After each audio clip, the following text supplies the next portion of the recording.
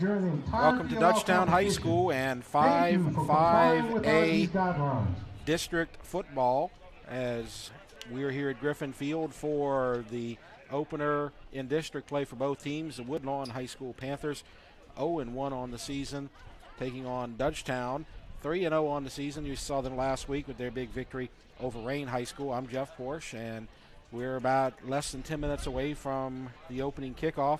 So we'll be back with a lot more action and a lot more discussion, but first we'll take a break.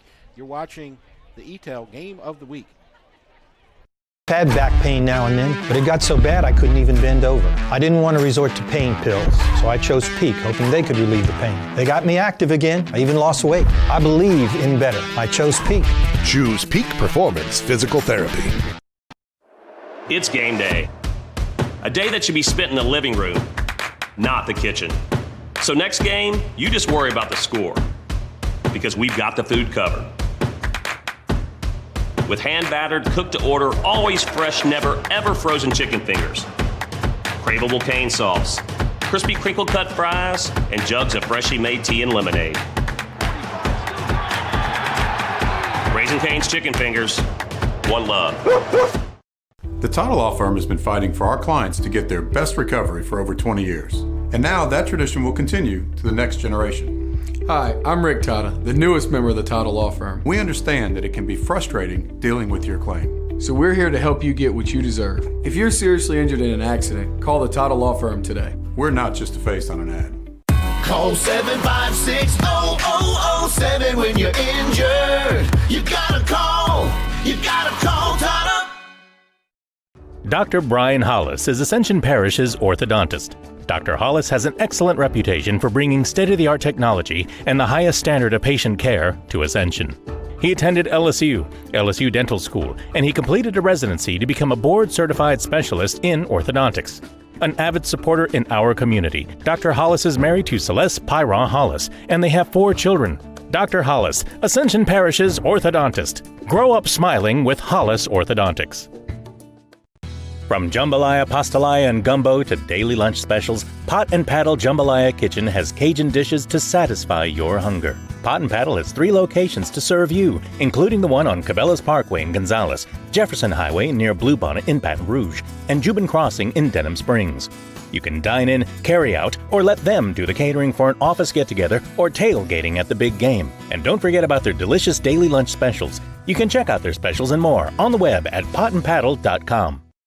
Get ready to kick off the savings at Ross Downing Buick GMC Hammond and Ross Downing Buick GMC of Gonzales. Save $11,000 on new 2020 Sierra or 2020 Envision, $13,000 off at Ross Downing Buick GMC Hammond and Ross Downing Buick GMC of Gonzales. New Sierra, $11,000 off. 2020 Envision, $13,000 off. RossDowningHammond.com. RossDowningGonzales.com. My shoulder pain got so bad I couldn't lift anything overhead. So I chose BUICK Performance, and I can't believe how much better I am now. BUICK really does get you back into the game of life. Choose BUICK. Choose BUICK Performance Physical Therapy.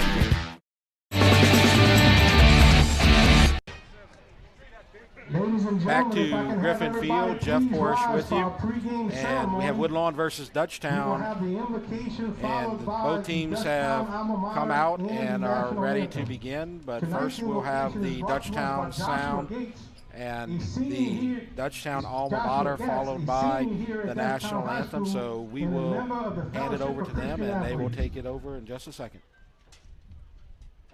Everyone can bow their heads. In the name of the Father, Son, and the Holy Spirit. God, please watch over all the football players tonight, that they may have a safe and fair game. I also pray for no injuries tonight and for good sportsmanship.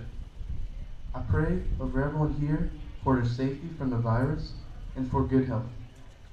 Lastly, I pray that everyone makes it home safely tonight. And I pray in thanksgiving for being able to come out tonight to watch these football players play their game. In Jesus' name I pray. Amen. Now, ladies and gentlemen, the Dutchtown Sound will perform the Dutchtown alma mater and the national anthem.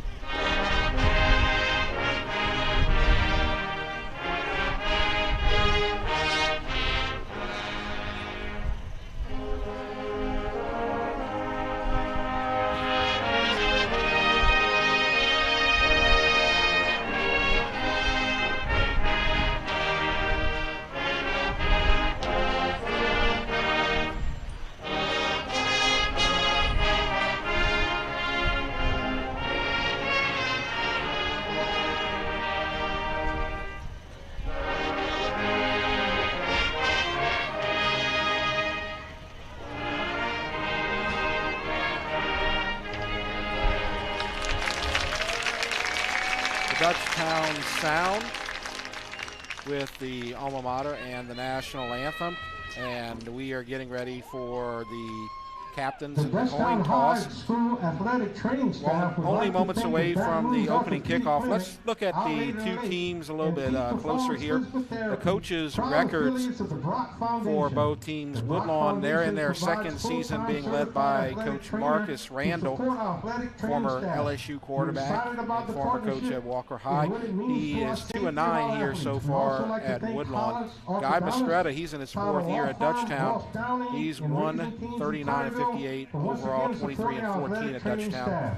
This is meeting number 9. Dutchtown leads the overall total 7-1.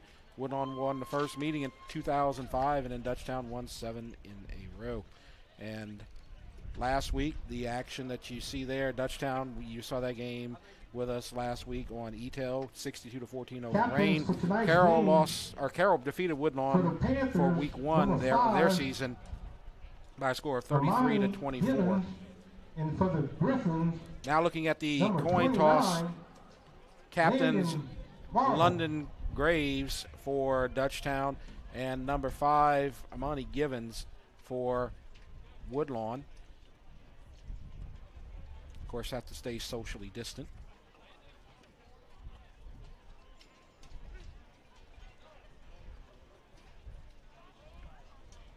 So Woodlawn has won the toss. Woodlawn has won the toss. They are deferring the decision for the second half. So you would expect Dutchtown to get the ball to start the first half. They would choose which side of the field to defend. So Dutchtown wins, they do not win the toss. They lost the toss, but they will receive as Woodlawn won the toss and deferred to the second half. So we are just moments away from the start of District 5-5A football.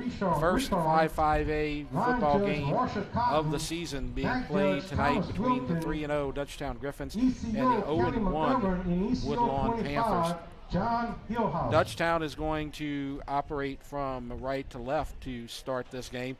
That's the same direction they were moving in the opening of last week's game versus Rain. You may recall in the first quarter of the last week's game against Rain, Dutchtown took the opening kickoff, got it to about the 36-yard line, and then on one play, Dylan Sampson scored a touchdown. So Dutchtown will look to equal that success. A much more difficult opponent perhaps this week. Woodlawn has plenty of talent. However, they're young. Their coach is in their second year, and they've only played one game so far this season, so you really don't know what to expect. But everybody has told me that this is not the same Woodlawn team that you've seen in recent years. They're young, and they're going to be really good in a year or two. They're still kind of getting the kinks out of this season from what we're being told. But they're going to be a tough opponent. Number 14 is kicking, and that is McCubbin. And it's going to be taken at the 18-yard line by Sampson, and he gets to the 34-yard line. Returns the ball to the 33-yard line. And so Dutchtown will take over 1st and 10 right there, almost in a similar position to where they were last week when they opened the game at the 36-yard line and then scored on the first play. We'll see if Dutchtown can equate that, do the same thing they did last week, this week. They are led at quarterback again by number 3, Pearson Pyron, and we will tell you the starting lineups in just a moment. He's joined in the backfield by Dylan Sampson, of course, number 21. 1st and 10, and there's the handoff to Sampson, and he gets to the 34, maybe about half a yard on the play. It's going to be second down and long. Let's look at the Dutchtown offense now, and the quarterback, number 3, Pyron. Also in the backfield, Dylan Sampson. The receivers, Peyton Cooper and Derek Youngblood. Also going to see Baylor Langlois at wide receiver, but we're going to move on and get to the offensive line in just a moment as they're ready to play on second down. And that's Langlois on the carry, and he breaks a tackle, and he's free. He's to midfield. He cuts outside to the 40, and he is going to get down inside the 30-yard line. So a nice run by Baylor Langlois, 5'8", 160-pound junior for Dutchtown High School. So a nice run, as you're going to see on the replay. He breaks one tackle, nice spin move, and then he's free. Cuts outside, nice move downfield, nice block by Peyton Cooper. And it's going to be 1st and 10 for the Dutchtown Griffins. Ball at the 18-yard line. And on first down, there's a handoff outside. Gets to the corner, and he's in for the touchdown. That's Dylan Sampson. So last week it took him one play. This week it takes him 3 plays. So they are in the end zone, however, as you see a nice move there. And once he gets to the edge, he's gone. He's got great speed, great balance. He's a great runner, Dylan Sampson, the junior, 5'9", 175-pound running back for the Dutchtown Griffins. And the extra point coming from Christian Donnelly for the Griffins.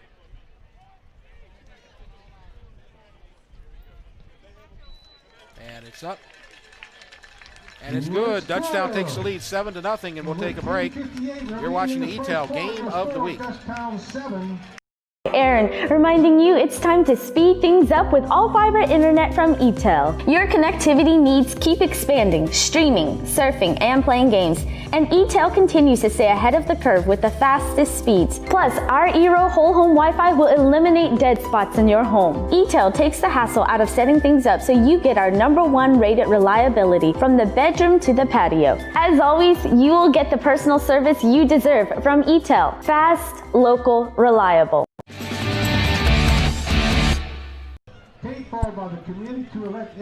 Back to the action, and Dutchtown with a 7-0 lead. Donnelly to kick off for Dutchtown. Back deep to receive is Clayton Adams for Woodlawn, and he's not going to take it. One of the upbacks is going to take it, and he's going to cut to the left side. He's got a nice hole up to past the 30-yard line. That's Eric Randall, wide receiver, defensive back for returns the ball the Woodlawn Panthers. Eric Randall, as you know, 34-yard line where they'll have it 1st and 10. Coached by Marcus Randall. Eric Randall, the name of the quarterback at Southern, who is the brother of Marcus Randall. Now for the Woodlawn offense, we'll get to all the names in just a second. They are led by quarterback number 1, Ricky Collins. He's going to be a good one when it's all said and done. He's a sophomore. Collins with the fake, going downfield. Nice pass, and it's incomplete. Trying to get it to Clayton Adams, number 2. And it's a nice pass downfield. And he had a receiver in double coverage, and it got into his hands, but it falls incomplete. That's Clayton Adams, the intended receiver. Offense for Woodlawn. Collins at quarterback. The running back, Amani Givens, number 5. Receivers, Adams, Jones, Benton. And then the offensive line, Brackens, Lewis, Watson, Bennett, and Day. And you see them right there. That's the offensive starters for the Woodlawn Panthers. 2nd and 10 now. And there's a handoff to Givens. He breaks a tackle. He's got a first down. He's got a lot more than that. He's past the 40 and pushed out of bounds. 1st and 10 for the Woodlawn Panthers. He's pushed out of bounds by number 15, Colin Dupree. But you see, he's got some good speed. Nice job breaking a couple of tackles there. And then Dupree chases them down past the 40-yard line to the 39, and it's 1st and 10 for the Panthers. Shotgun. Collins in trouble, gets away, now dances around, now he's going to keep it, and he's going to break a tackle, and he's close to another first down. Looks like he slid a little bit short, maybe a yard short, maybe to the 30-yard line, as you see on the replay. Got away, and he slid right at the 30-yard line. They're going to say the 31 is where he is marked down, and we'll take this opportunity to look at the Dutchtown defense. Jared Dupar, Joseph Johnson, Donald Howard, Ryan Hung on the line, Graves, Washington, Vadney at linebacker, Agu and Lewis at corner. Jackson and Dupree are the safeties. And on second down, should be enough for a first down as the run Givens right up the middle. gets it to the 29, good enough for a first And down. that's Givens on the carry. And he just sneaks through for a 2-yard gain, needed one for the first down. So it's 1st and 10 from the 29. Woodlawn knocking on the door, 9:35 left to go in the first quarter. Dutchtown scored in 3 plays on their opening drive. Now on first down, there's Givens again, and he tries to turn the corner, and he's tripped up, tackled by London Graves. After a short gain, it's going to bring up second down. As you see the carry there by Givens, and you see a couple of players trying to get down there, and you see Graves getting a shot at him, and he goes down after a 2-yard gain. It's going to be second down and 8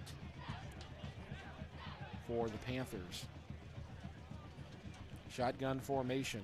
That's a fake and a pass complete, and close to another first down, about a yard short. Catch made by Adams, number 2.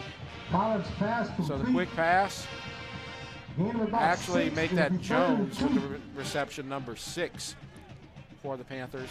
So he got about 6 yards on the play. It's going to bring up 3rd and 2 from the 31-yard line.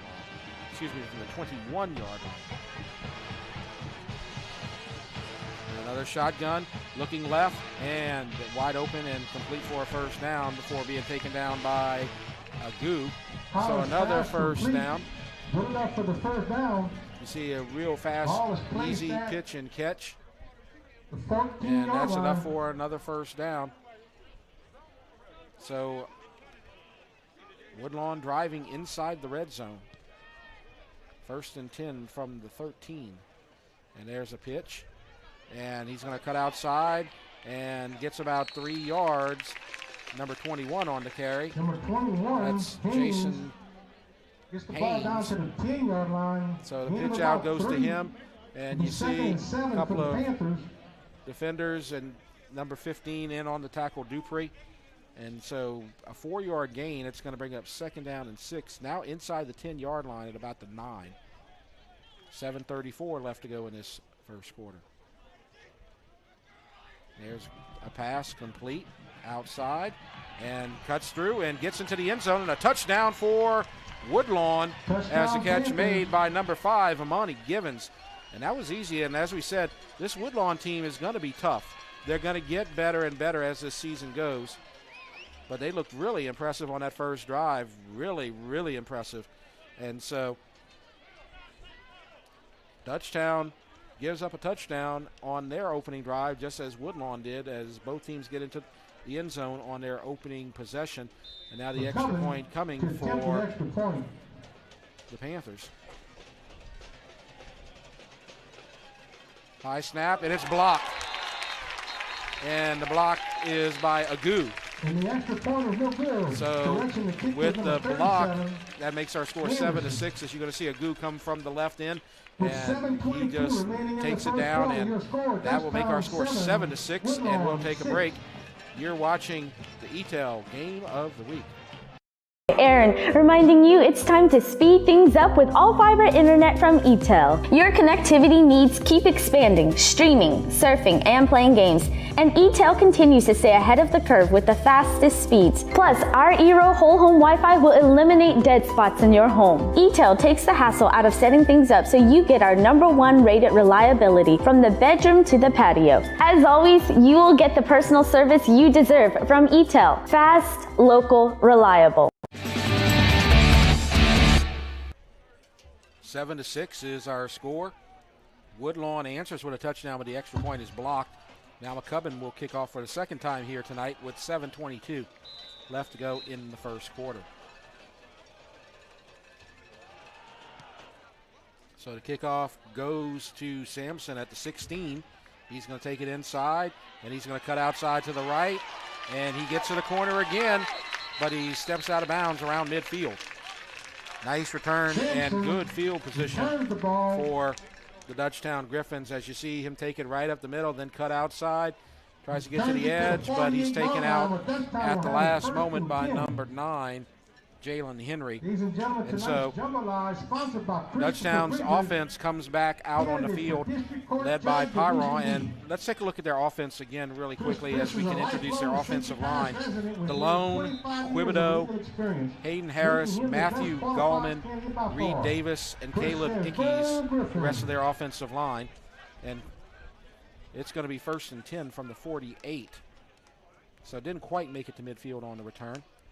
Pyron will keep it on 1st down, and he'll get about 4. So good yardage on 1st down.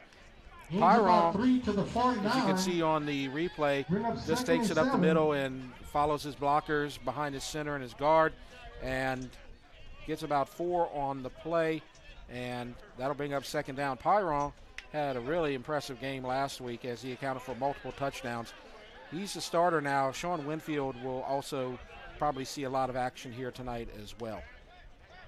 2nd down, and the fake, and the pass is complete, and that's Langlois, and he is taken down after a short gain, tackled by number 24 for the Panthers. That's Marcus Stewart. It's a nice pass and catch, but Stewart just stood him up and dragged him down after a short gain. So it's about 2 on the catch, and so it's going to bring up 3rd and 5 from the 47-yard line. And now empty backfield, 4 receivers for the Griffins. As you see, Dylan Sampson lined up in the slot to the right. And the quarterback on a straight keep. He's going to get just enough for a 1st down, I believe. The ball to the 42-yard line. Just a quick keeper around the right tackle, and the blockers, Ickes and Reed Davis. And you can see him right there, Ickes and Davis doing a good job clearing out the line. And they're going to say it's enough for a 1st down to the 42-yard line. Timeout, hydration break. So we're going to have a hydration break right here at the 5:53 mark in the 1st quarter. Let's take a look at the Woodlawn Panthers, the opponents here tonight. As we mentioned earlier, they are led by Coach Marcus Randall. He's in his 2nd season. He's 2-9 on the season, or in his career. Last season he was 2-8, and he's 0-1 here so far on this young season.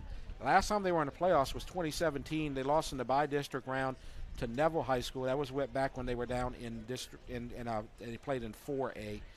They lost to Neville 28-3. So it's been a few years since Woodlawn has seen postseason action. Will this be the year that they turn it around? Well, they got a lot of work cut out for them because they play in a tough district. But they look very competitive here tonight as they answer Dutchtown's opening touchdown drive with a touchdown drive of their own. And that makes our score 7-6. So Dutchtown was out here thinking they had another easy opponent and another easy win like they had against Rain last week. It looks like they're going to be in for a fight here tonight instead. 1st and 10. Pyron at quarterback, and he gives it to Sampson. And Sampson follows his blockers, cuts outside, loses a shoe. I thought that was the ball for a second. No, he lost a shoe. Or he lost something. Somebody lost a shoe. Let's take a look at the replay here. Cuts outside as they seal the hole, and then somebody's shoe just got knocked out after a 3-yard gain. Ball's going to be at the 39. Never know what you're going to see in high school football. 2nd down and 7. And now you see the split backfield. That's Langlois and Sampson side by side next to Pyron at quarterback. 2 wide receivers. And a quick pass to Youngblood, caught for the 1st down. Inside the 28-yard line, down to about the 26. So a nice quick pass and catch as Youngblood breaks through and tackled by number 13, Eric Randall. Didn't see Youngblood last week. He was injured. He could have played, but they didn't really need him last week. And he's in a situation where they do need him this week because they have a couple of players out at wide receiver. 2nd down, is that a lateral? Excuse me, 1st down, is that a lateral? Or is it an incomplete pass? That's close. May have to look at the replay on that one. He threw it from the 31, and it was at the 30, or excuse me, he threw it from the 31, and then it was back at the 31. They're going to say it's a lateral. Don't know if we can see that again on the replay or not. That was a lateral, so therefore it'll be second. So and let's say 22 he's at the for 32, Griffins and from the it looked 31 parallel. yard line. It's a close one. They're going to say that it was a lateral. So it's going to go where the ball went out of bounds at the 41-yard line. Now they got to get to the 17, so it's second and 24. That's a tough hole, tough break for the Griffins. Quick pass to Sampson. He'll break free from that. He gets to the 30 and gets to the 28. He's just too fast to have those linebackers catching him like that. So you see the quick pass, and you see the linebackers and the defensive line. They just don't have a chance against him. Number 26 was trying to reach him, Mason Watson, but that's just a mismatch right there. And so Dutchtown gets the 14 yards back. And so now it's 3rd down and 14 from the 28-yard line. Make it 3rd down and 10 from the 28.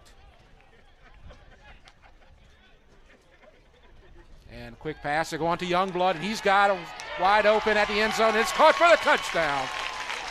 Derek Youngblood with the catch from Pearson Pyron, and he announces his presence back on the field with a touchdown, but it's going to be coming back. Oh, boy. Looks like a flag, and so the Youngblood touchdown is going to be negated. So the hold is the call. That's a shame, as Youngblood is able to make a touchdown catch. From the 38. He didn't play last week, as we said. He was injured in the Vanderbilt game. He could have gone last week.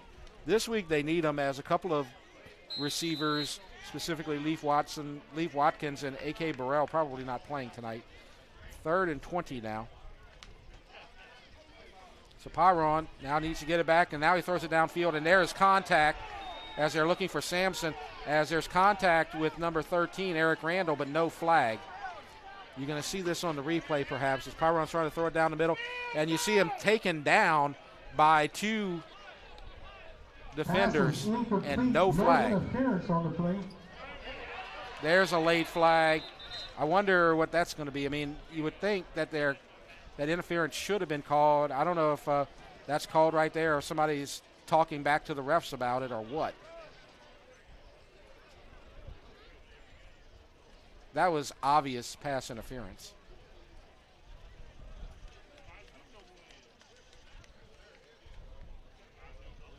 And so Dutchtown's going to get called for unsportsmanlike conduct, probably for mouthing off about a play that they completely missed. But you can't run your mouth about it. They should have called pass interference right there, but I'm sure that somebody said something to the officials like, hey, you missed that. Maybe not in that manner of speaking, however. But if you see the replay again, when you saw the replay earlier, he was taken down by 2 players. Look at Sampson coming out the backfield. You see him right there, comes between them, and he is hit by his shoulder pads of one of the defensive backs. You got to call that. And I know Dutchtown's frustrated, but you can't just go be mouthy about it either, because I'm sure that's what probably happened. Just an awful call right there. Awful non-call. Dutchtown looked like they got an easy, cheap first down out of that, though. They didn't get it. 4:51 as the clock stops. And Donnelly bobbles the punt. The snap, but he gets it away, and it's going to take a good bounce, and Dutchtown's going to get down to the 13-yard line. Tough break for Dutchtown. They got into the end zone with a touchdown pass from Pyron to Derek Youngblood, but it was called back by a holding penalty. Then it looked like a pass interference call, an obvious, clear pass interference call, missed by the officials, followed by an unsportsmanlike conduct call against Dutchtown, presumably about complaining about the lack of a flag on that play. So Dutchtown has to punt, and they punted. And Woodlawn has good field position, or not good field position, actually, back at the 15-yard line. And we see movement. Flag goes down. Flag on the play. False start against. So you see a false start, and so they're pushed back even further. Now ball just inside the 10, probably about the 9.5-yard line. Realize 5 yards back to the 9-yard line will be 1st and 15. So now it'll be 1st and 15 for Woodlawn.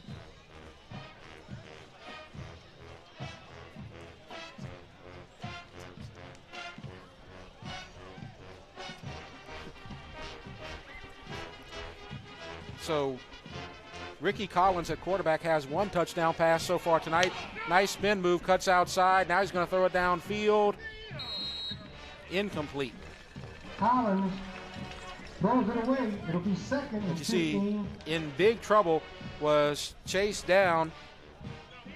Pressure coming from number 5 for the Griffins, Dylan Kelly, but he's able to break free, throw the ball out of bounds, incomplete.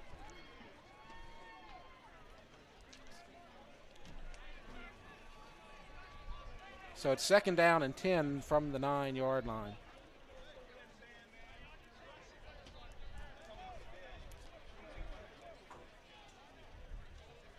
Now inside of 5 seconds on the play clock. They get it away. And there's a handoff inside and breaks a tackle. Gets to close to the 20-yard line. Amani Gibbons on the carry. It's going to bring up 3rd down. 3rd down and probably inside of 5 yards. Gibbons gets the ball. See a to nice the run 22. inside. It'll be 3rd and about 3 on the replay. So they mark it at the 22. So it's 3rd down and a short 3. And there's Givens on the carry. And he breaks through past the line and gets enough for a 1st down. So Woodlawn's drive stays alive. You see some big offensive linemen there for Woodlawn, and they're able to get through and break a hole in the Dutchtown defensive line right there. And then Givens gets just enough for a 1st down. Kind of fast-moving first quarter, 3:42 left to go. 7-6 is our score. Dutchtown with the lead. Now, quarterback Collins downfield. Nice pass and catch. Catch made by number 13. That's Randall. Collins pass complete to Randall. Just beautiful, and you had good coverage there by number 30, Jordan Jackson, but Randall's a big receiver, big target, and he's able to get the 1st down.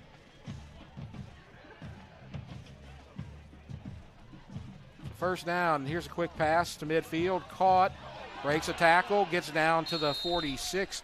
He's going to be about a yard shy of the 1st down. Kyle Jones with the reception. So Dutchtown having problems stopping the passing game. As you see right there, Alvin Lewis tried to get him down but could not, and then he was able to get a couple of extra yards. So nice catch and run by Kyle Jones. 2nd and 1, 9 yards on the play. 2nd down and 1 with 3:06 left to go. And there's a handoff. And he's not going to get the 1st down. He's going to be close. It looks like on the near side, you see where they're marking down at forward progress. Close to a 1st down. I think he's going to be about half a yard short. Half a yard short. Actually, he's about a foot short. He's just shy of the 45-yard line. So they need about a foot for a 1st down. And there's a handoff. And does not get it. He's a yard short. Amani Givens, as the line makes a stand right there, as you're going to see on the replay. And who breaks through the initial contact? I believe Vadney and a couple of other defenders are able to make the stop. And it's going to be 4th down and 1 now, and Woodlawn is going to go for it, and they didn't even think twice about it. They have a very tight formation here. You have Givens in the backfield with Ricky Collins at quarterback. They've moved the ball pretty well so far here in the 1st quarter. Now it looks like they're going to move to a more spread formation with the receivers going out past the hash marks, and now we have a whistle and a timeout called by Woodlawn. And so we'll take a break right here, and we'll talk about some 5-5A information. Let's look at the district records for the teams in 5-5A. Dutchtown right now leading the way, even though no games have been played. Dutchtown and Sanama both 3-0 on the season. This is their first district game, however. As you see, Woodlawn's 0-1. They've only played one game. That was Saturday against Carroll. We'll talk about that later. East Ascension, they had the loss last week at homecoming against St. Charles Catholic. Catholic, they have 2 losses, but it's to St. Thomas More and Edna Carr, and that's losses, but it's still about as good as you can get. McKinley 0-3. It's another rebuilding year for McKinley, most probably. 4th and 1.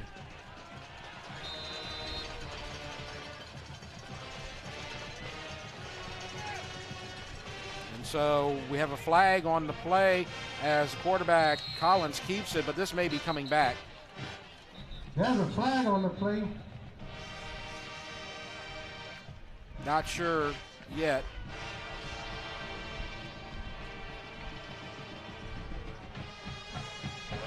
Sideline warning. Sideline warning. And that's a first down, if that's what they're calling. It's just a sideline warning. 43-yard line, good enough for a first down. You've seen some of the officials, talking to the coaches right there. You saw one of the line judges talking to Coach Guy Mastretta there, warning him to kind of stay and keep his distance. So it's 1st and 10. They get the first down.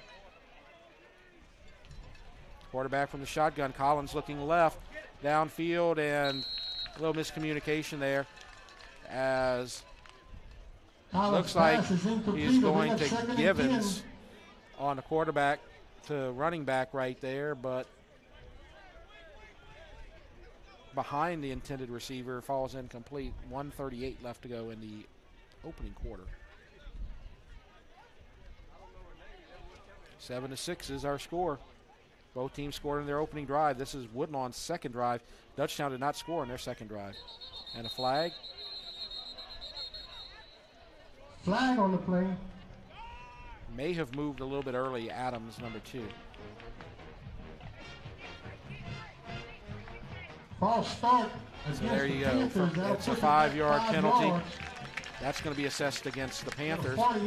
And that's going to move the ball back to the 48. So now 2nd and 15 for the Woodlawn Panthers.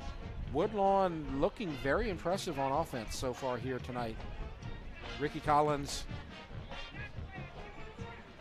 he's looking like an impressive young quarterback.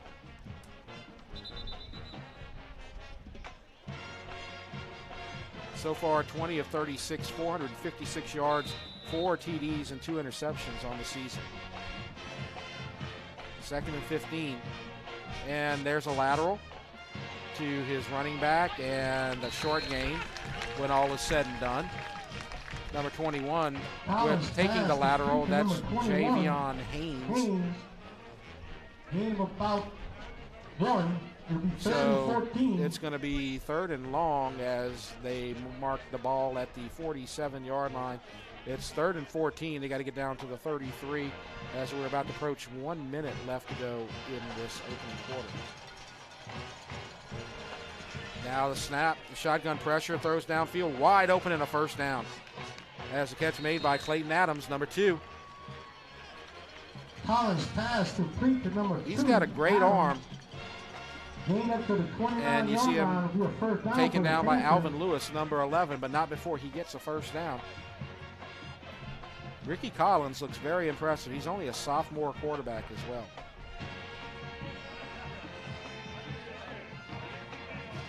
He's got good poise. He's able to detect pressure. He's able to get away from it. He's able to throw a nice, beautiful ball. He looks very impressive so far here tonight.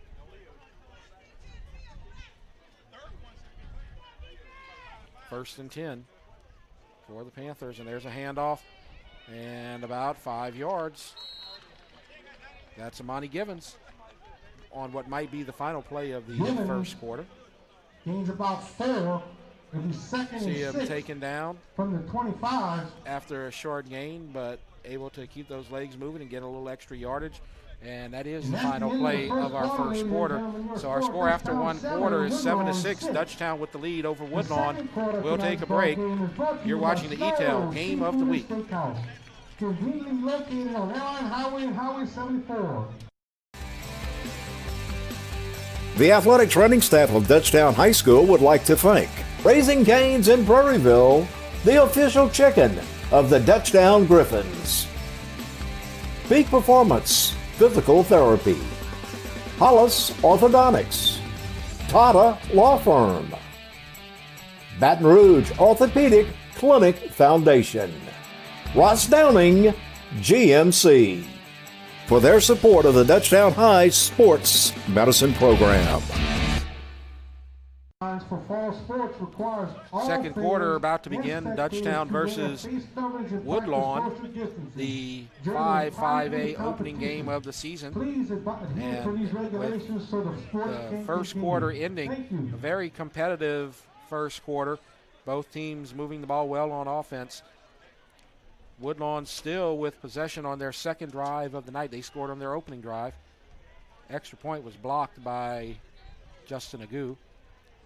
And that's why the Dutchtown Griffins lead 7-6 right now as the second quarter begins with a 2nd down and 6 from the 25-yard line. And the quarterback downfield throws a pass, and it is incomplete.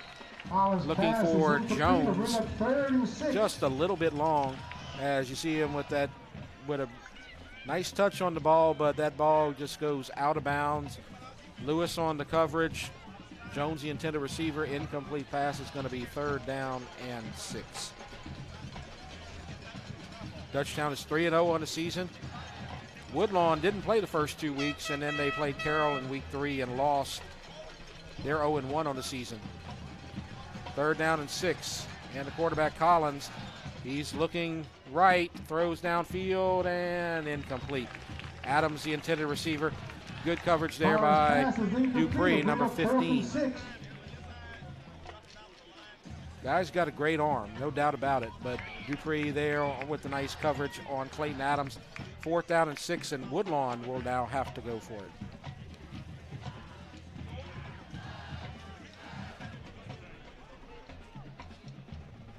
Really in a situation where punting really doesn't do much for you right here. Their only kick of the night's been blocked. So 4th and 6. So Collins looking around, throwing pass, and contact right at the reception, and is caught, but not enough for a 1st down. And you're going to see Jordan Jackson, number 30, with the nice defense as he read the play right away. Number 9 caught the pass, Jalen Henry for the Panthers. But you got to give a lot of credit right there to free safety Jordan Jackson. He knew where that play was going right away. He saw the receiver cutting across the middle and got him down before he could get any yardage past the reception. And so a great play by Jordan Jackson gives the Griffins a 1st and 10 from the 23-yard line. And there's Sampson cutting outside. He's in trouble. Now he breaks free, and oh boy, this might be 6. He gets to midfield, and they are able to turn the corner as number 16 did have the angle on him, Troy Washington, and pushes him out of bounds. But if Troy Washington isn't there waiting, look at this. That's like a Houdini move, as he's got 4 or 5 guys there, and then all of a sudden he finds a hole in total chaos. We have a whistle and an injury and a timeout. So with the injury timeout, we'll take a short break. 7-6 our score. Dutchtown with the lead. You're watching the Eatel Game of the Week. I've had back pain now and then, but it got so bad I couldn't even bend over. I didn't want to resort to pain pills, so I chose Peak, hoping they could relieve the pain. They got me active again. I even lost weight. I believe in better. I chose Peak. Choose Peak Performance Physical Therapy. It's game day. A day that should be spent in the living room, not the kitchen. So next game, you just worry about the score, because we've got the food covered. With hand-battered, cooked-to-order, always fresh, never, ever frozen chicken fingers, craveable cane sauce, crispy crinkle-cut fries, and jugs of freshly made tea and lemonade. Raising Cane's Chicken Fingers, one love.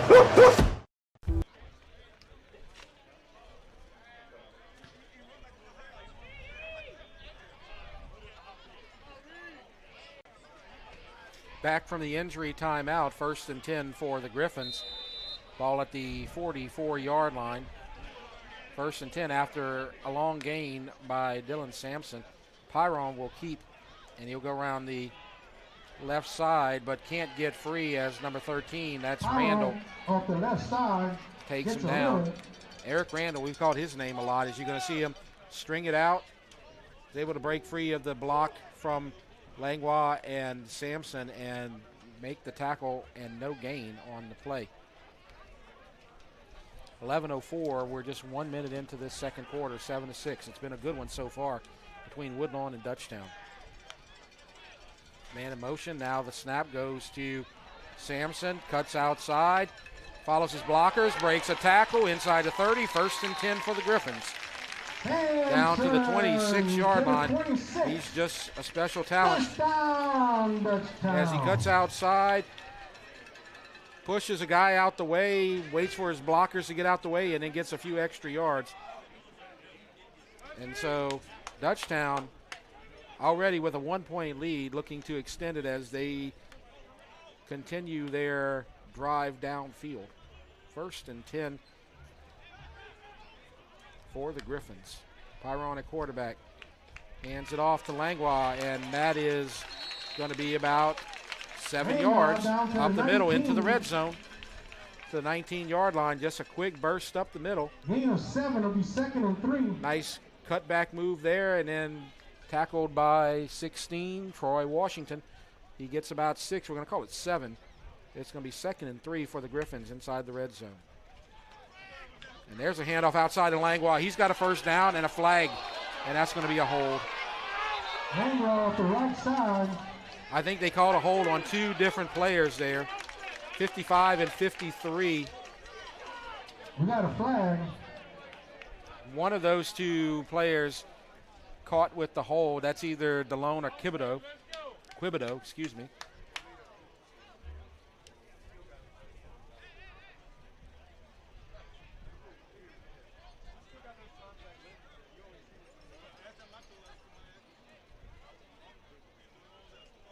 So, what are we calling? So there's the hold.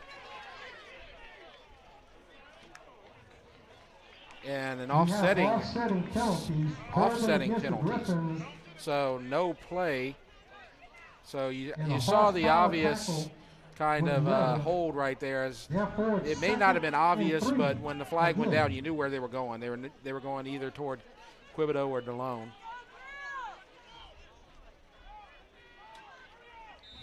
So it's 2nd and 3 as both teams called for a penalty right there.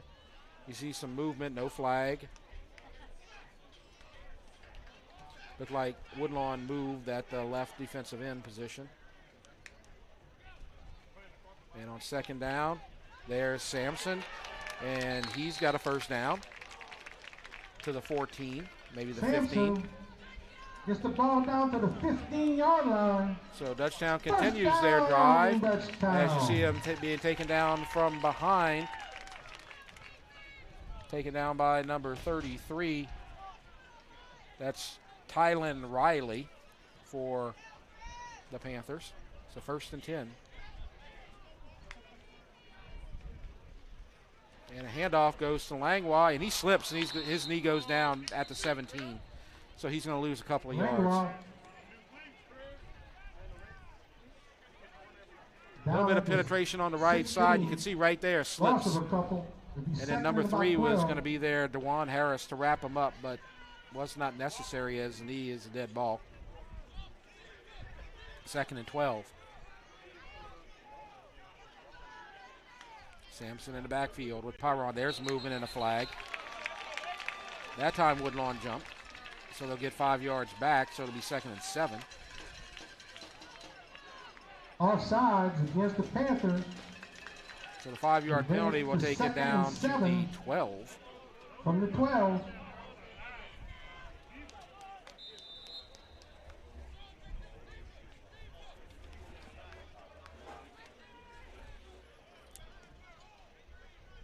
Pyron looking to call signals there. Now Ickes goes in motion, stops, and gives it up the middle to Sampson, down inside the 10 to the 8. He'll be about 2 yards shy of the first down. It's going to be third down and short with 8:29 left to go in the second quarter. Up the middle. Nice run up the middle. It's about 3. It'll be Gets about 3 or 4, so he's still a couple of yards shy of the first down. He's got to get to the 6. He's at the 8. Split backfield, Langlois and Sampson. Youngblood and Cooper at receiver. Ickey's in motion. And there's Langlois with the carry, and I think he's a yard short. He's going to bring up fourth down. You would assume Dutchtown's going to go for it right here. Gets it down to. So Langlois takes it, gets to the 7 before he's tackled by a couple of Woodlawn Panthers. And so it's fourth and a short 2, a long 1. And Sampson stays in the backfield. And now you see 4 receivers, 2 split left, 2 split right, with 7:30 left to go in the second quarter. That's Langlois in motion.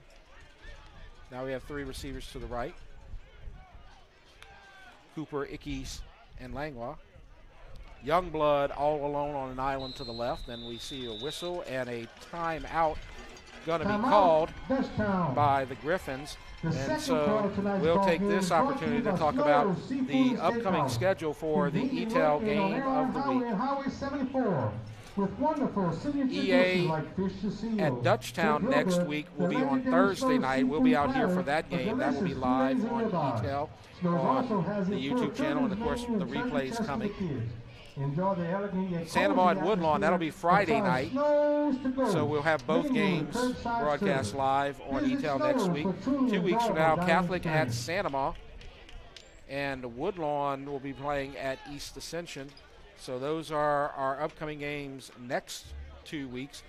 We'll be live tomorrow as well with East Ascension hosting Catholic High. So I'll be out there with SWAC covering that game tomorrow night, and that ought to be a fun one as our first opportunity to do a game together. That's going to be a lot of fun. And Dutchtown now decides to kick a field goal. So Donnelly will come in, and it's a 25-yarder from straight up the middle of the field. Good snap, but a whistle and a flag. We got a flag. So false start will be the call, and they'll push it back 5 more yards. And so that'll back it up. This will make it a 30-yard field goal attempt to the by Christian Donnelly. Correction. Dutchtown trying to extend their lead. Right now 7-6. They scored on their opening drive. Second drive was stopped by a couple of penalties and perhaps the lack thereof on a pass interference that was missed. Peyton Cooper will hold for Christian Donnelly.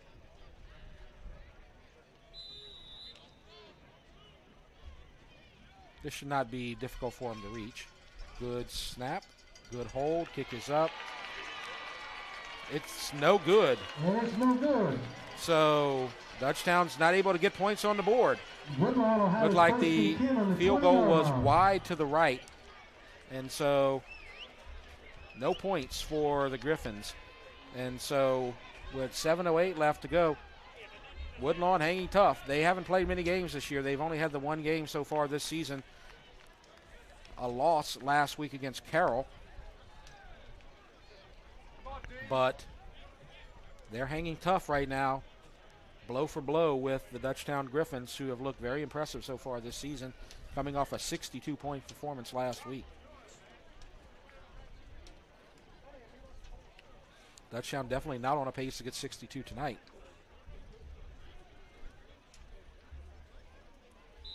First and 10 from the 20-yard line. Ricky Collins, quarterback, had trouble with getting a snap, hands it off, and about 7 on the play. That's Amani Givens.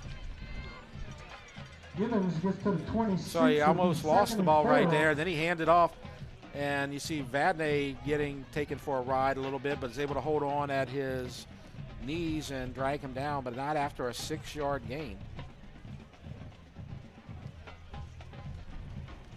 And second down, and getting outside, he's got room, and he's got a first down. That's Givens again, where he's taken down by Chris Washington and Jordan Jackson. As you see him cut outside, you see him being chased, you see him getting dragged down from behind, and that's actually Jordan Jackson with the tackle. He made a nice tackle to end a drive on the previous possession, as Woodlawn had gotten the ball deep into Dutchtown territory, but was able to make a tackle on 4th down and prevent Kyle Jones from converting a first down, make that Jalen Henry from converting. Play action and a pass downfield, and that is going to be incomplete. A flag goes down at the line of scrimmage. Nearly jumped and intercepted by Agu. 3-yard line. And the penalty in the area of that scrum may be a hold.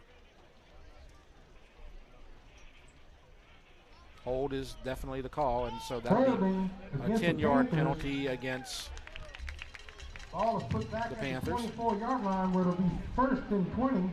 6:06 left to go before halftime, so probably one more play before you get to the hydration break for the second quarter. Not a lot of points, but this has been a fun one. Good back and forth so far here tonight. Very competitive game, evenly matched team so far here tonight.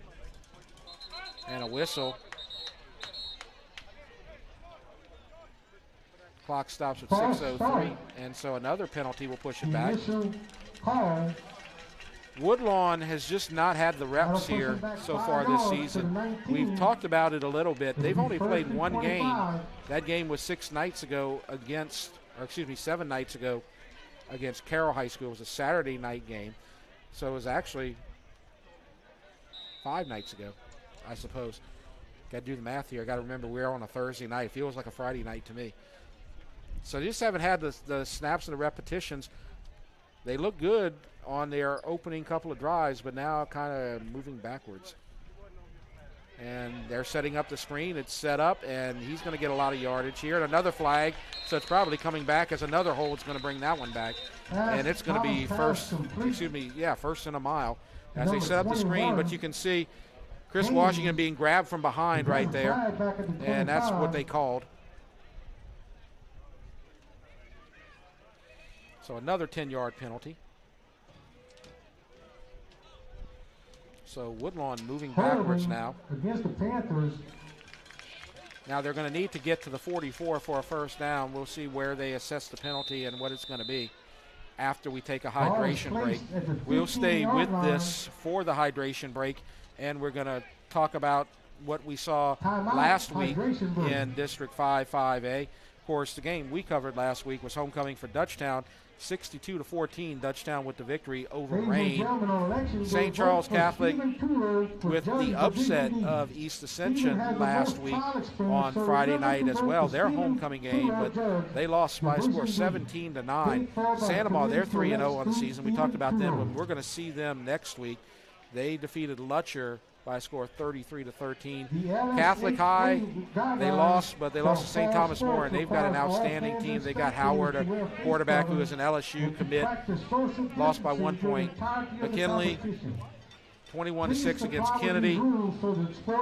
They're trying, but they're still not able to turn the corner and get any wins so far this season. And then Carroll with the win over Woodlawn on Saturday, as we said. They won by a score of 33-24. Their offense moved the ball well in that game, but just could not get enough points. And speaking of their offense, they're on the field with the ball at the 15-yard line. They got to get 29 yards for a first down. So the rare 1st and 29 for the Panthers. Collins at quarterback. And there's a handoff and a broken tackle. And this is going to get you a few yards back. Amani Givens pushed out of bounds by Lewis. But he gets some decent yards on first down and no flags. Pushed out of bounds at about the 27-yard line. It's going to be 2nd and 17. They need to get to the 44 there at the 27, so it's 2nd and 17. Our score 7-6. Dutchtown with the lead.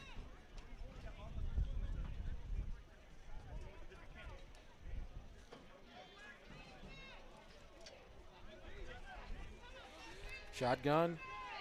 Collins in trouble, and he's going to be sacked.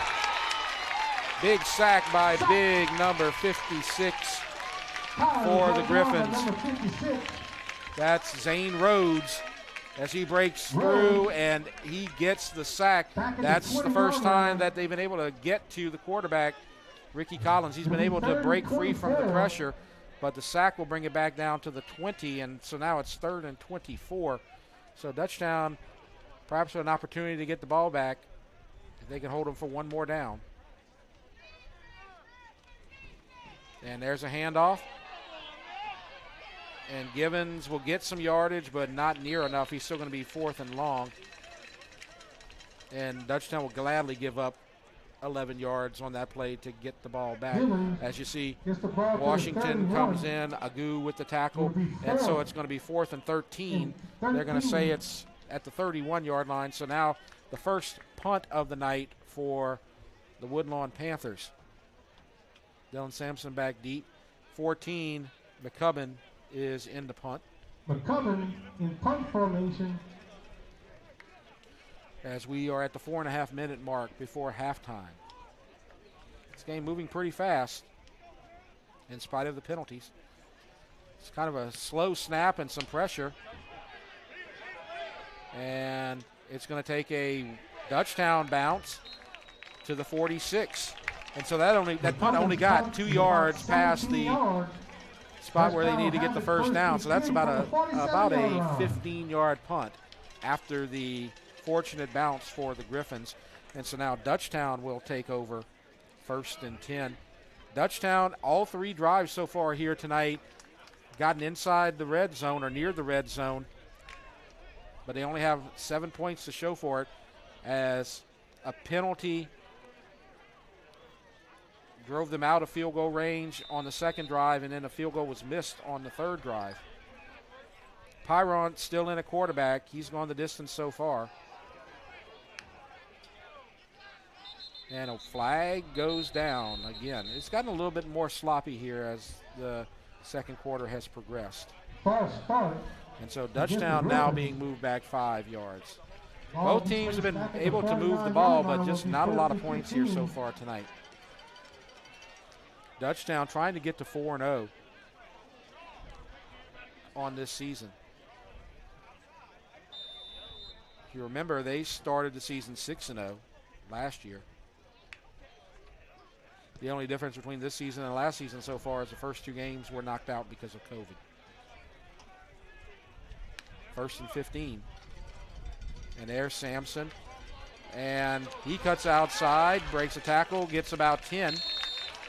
Flag goes down. Sampson on a good game, but there's another flag. Lots of flags here in this 2nd quarter. I don't see any blocks in the back or holds, but that appears to be what they are going to call.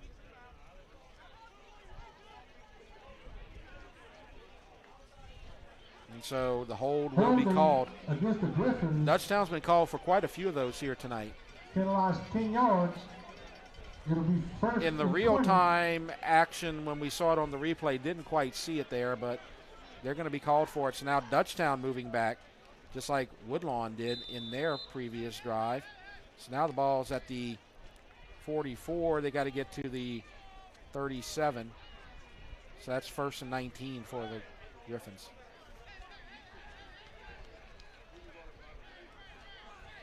See some substitutions and now some mass confusion. And Dutchtown is going to call a timeout with 3:58 left to go here in the 2nd quarter. So let's take this opportunity to take a look at the 5-5A slate for tonight and tomorrow. Tonight we have the live broadcast of Woodlawn versus Dutchtown. That's our Eatel game of the week. Our other Eatel game of the week will be live tomorrow as well, and I'll be out there over at Spartan Stadium as East Ascension is going to take on Catholic High. That'll be Swack and I covering that game. And then also Santa at McKinley will be tomorrow night as well. And then we look at the next week schedule. Our Eatel games of the week will be East Ascension are playing at Dutchtown, another Thursday night game here at Griffin Field. Swack and I will be there for that one. I'll be out at Woodlawn on Friday night for Santa Ma at Woodlawn, and then McKinley will take on Catholic in the mismatch game of the season in 5-5A. The most predictable outcome, most probably. 1st and 19. With 4 minutes left to go in the second quarter. Both teams in the second quarter having trouble with getting momentum and avoiding penalties. And there's going to be a catch made by Derek Youngblood and tackled by an official as well. Hope he's all right.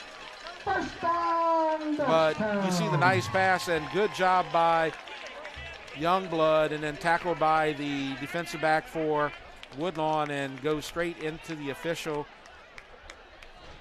into the red zone. Derek Youngblood's been able to break free a couple of times. He did have a touchdown in the first quarter, but it was called back by a penalty. And then penalties started to snowball for the Griffins after that. Both teams been called for several penalties here since about the midpoint of the first quarter, I suppose. Been a little bit sloppier.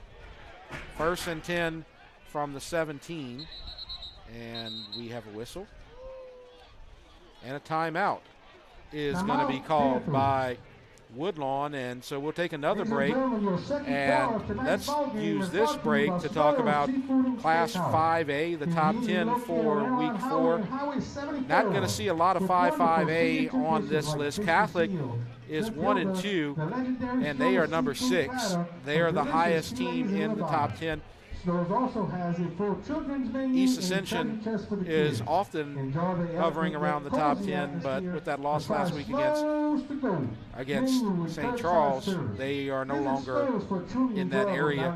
You see Acadiana number 1, Rummel number 2, Zachary number 3, Brother Martin, Ruston, and Catholic the next 3, and then the bottom 4, John Curtis, West Monroe, Scotlandville, and Byrd. So 3 teams from the Baton Rouge area are in the top 10, Zachary, Catholic, and Scotlandville. Rest of them from other parts of the state of Louisiana. It's 1st and 10 now as we come out of the timeout. Don't recall how many timeouts have been called by Woodlawn. I believe they've called 2, as you can see right there on the graphic. Dutchtown scoreboard does not keep track of timeouts for Woodlawn. Dutchtown does have 1 timeout left on their side. And quarterback keeper Pyron inside the 15, wrestled down, ball gets on the ground, but Dutchtown able to recover. 73, that's a big guy right there with the tackle. Number 73 is Femi Falowo. He's a senior offensive lineman and defensive lineman, but he's a big boy right there. And he just wrestled him down after a short gain of about 3. 2nd and 7 for the Griffins. And there's Langlois up the middle, inside the 10, and that's enough for a first down. 1st and goal for Dutchtown. Down to the 6-yard line. So you see the quick hole right there. Langlois does a good job finding those quick holes up the middle and getting some yards. And we have an injury on the field as a Woodlawn player goes down, so we'll take a short break. You're watching the Eatel Game of the Week. I've had back pain now and then, but it got so bad I couldn't even bend over. I didn't want to resort to pain pills, so I chose BUICK, hoping they could relieve the pain. They got me active again. I even lost weight. I believe in better. I chose BUICK. Choose BUICK Performance Physical Therapy. And we're back. And it looks like the player coming up with cramps and is able to walk off the field. And they're going to talk it over for a minute while we have an opportunity. And so we'll just talk about what we've seen so far here in this first half, and it's been very competitive. The difference tonight so far is a blocked extra point by Agu for Dutchtown, and that makes our score 7-6. Dutchtown now with a 1st and goal, 2:50 left to go before halftime. Dutchtown wants to get points on the board, but they also want to run some clock right here and keep the ball away from Woodlawn and leave them with as little time as possible as well. Of course, if they score on this play right here, they won't complain as well, as they would take perhaps a 7 to 8 point lead. So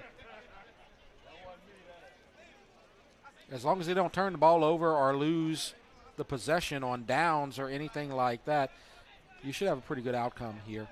As the clock now running, the clock's at 14 on the play clock, so they can run down to about 2:12 if they chose. They give it to Langlois up the middle, and he gets down to about the 3. So positive yards, about 4 yards, and the clock will continue to run.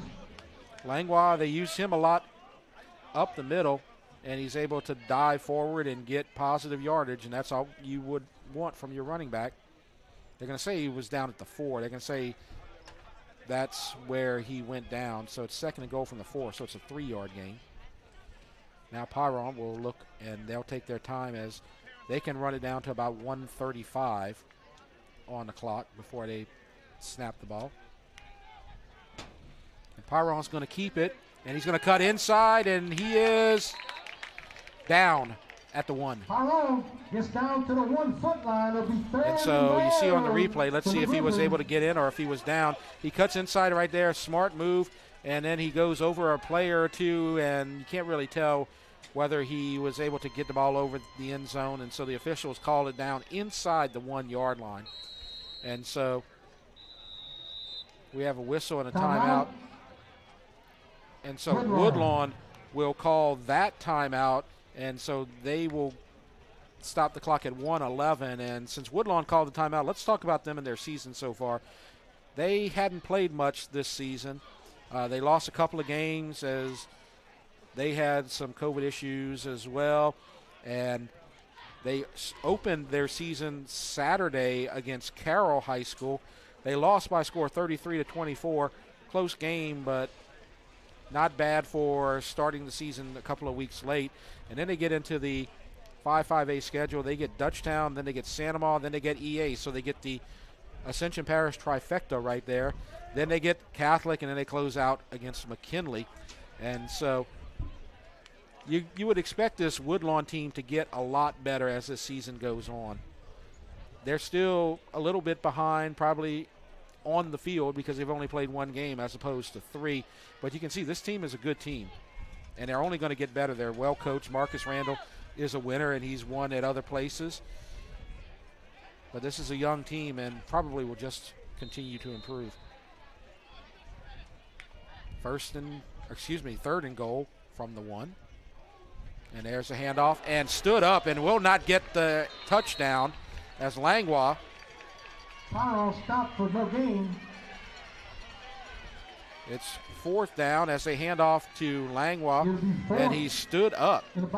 Did not get the number, but actually pushed back for about a yard loss down to about the 2-yard line. Fortunate thing is Dutchtown can run some clock here, and Woodlawn should not be able to get much time with the football. Of course, they want to just get in the end zone right here. There's 12, 11, 10 on the play clock. 7, 6, 5. And a whistle. Dutchtown lets it run as far down as they can, and then they're going to call a timeout. And so we just talked about Woodlawn. Let's talk about Dutchtown. They're 3-0 on the season. We can take a look at their schedule. And they're 3-0. They defeated Covington. They defeated Vanderbilt on the road. So they started off 2-0 with road victories. Then last week they had the homecoming game against Rain. You saw that last week, and it was a rout, 62-14. Now they got back-to-back Thursday night games. Both of them will be broadcast on Eatel. You're watching one of them right now, Woodlawn versus Dutchtown. Then East Ascension, the big game here in Ascension Parish. That'll be at Dutchtown on Thursday night. We'll be here for that one. Then they go to McKinley. Then they get Santa Maria at home, and then they have to go to Catholic to finish out their season. So the next 2 weeks are going to be really big. If they can win those 2 games, they could be undefeated going into the home stretch against Santa Maria and Catholic. But they're in a battle right now. 4th and goal. And there's Sampson. He's going to try to cut outside, and he gets in for the touchdown. Touchdown! And that's just interesting as they tried to keep Dylan Sampson healthy. And you have Langlois run the ball up the middle, Perron keeping it up the middle, and then they get to a situation where they need the points and they need the touchdown. Who do you give it to? You give it to Dylan Sampson and see if he can beat everybody to the edge, and he usually does, and that's where you get the points. 13-6. Donnelly in to kick the extra point. It's up. And it's good. And it's 14-6, and we'll take a break with 21 seconds. You're watching the Eatel Game of the Week.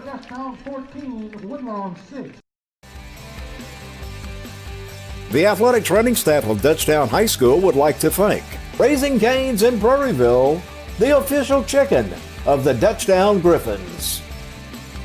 Peak Performance Physical Therapy. Hollis Orthodontics. Tata Law Firm. Baton Rouge Orthopedic Clinic Foundation. Ross Downing GMC. For their support of the Dutchtown High Sports Medicine Program. Dutchtown with a 14-6 lead over Woodlawn with 21 seconds left to go in the second quarter, just moments away from halftime. Dutchtown, very successful series of downs there from 1st and goal, as they had 2 kind of goals right there, one to get into the end zone and one to run some clock and keep the ball away from Woodlawn and not give them enough time to have anything to do on offense. Woodlawn will get the ball to start the second half as the kick goes to the 15, taken up to the 28, 29-yard line, and that will stop the clock with 15 seconds left before halftime. That's Haynes on the return.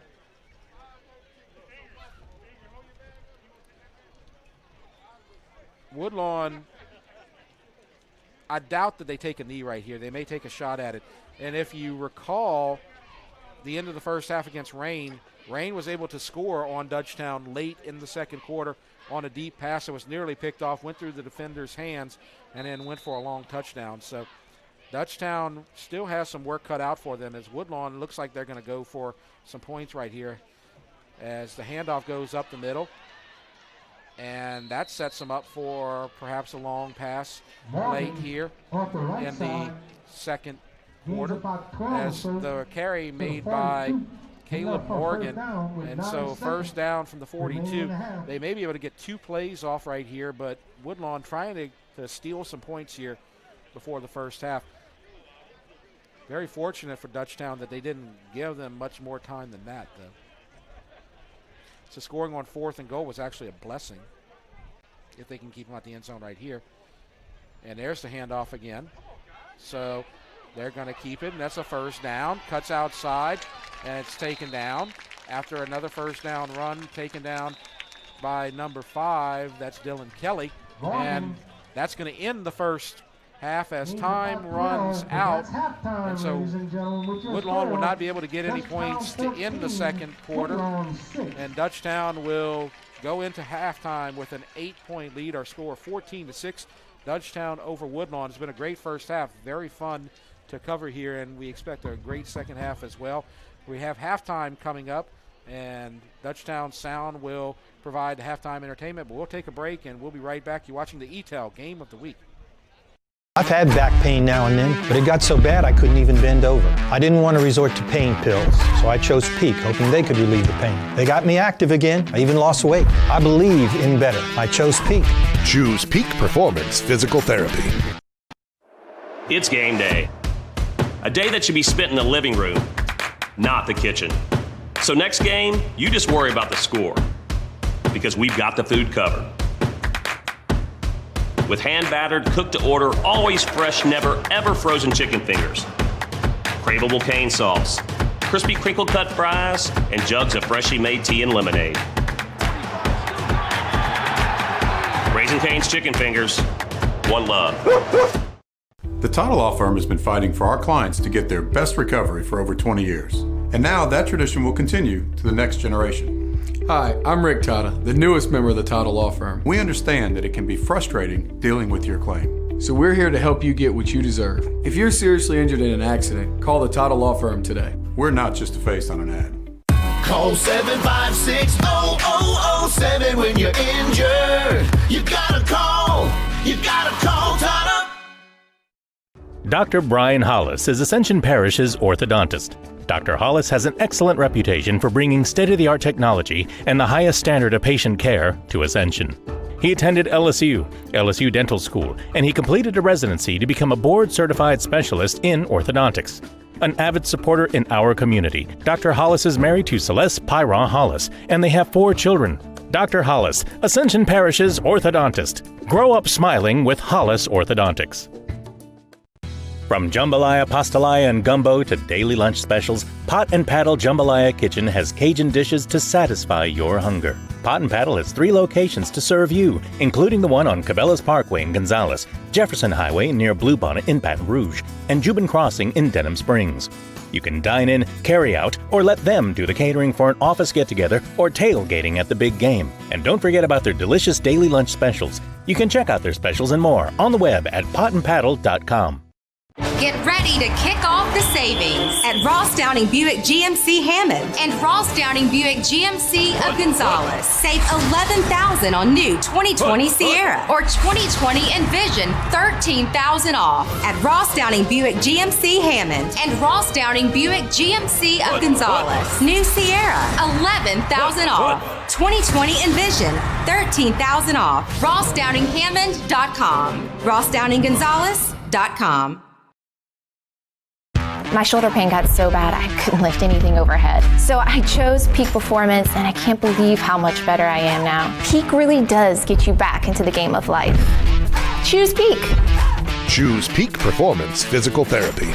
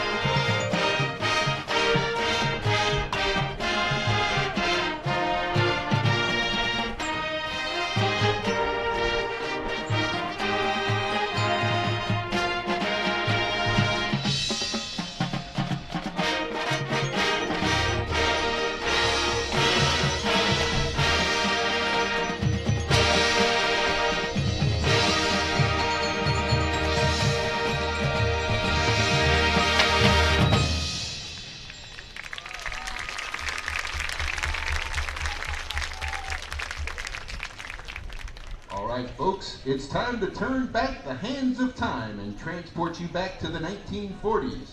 Taking inspiration from the iconic big band swing era, we're proud to showcase the talents of soloist Garrison Bell on trumpet. Enjoy our high-energy performance of Swing.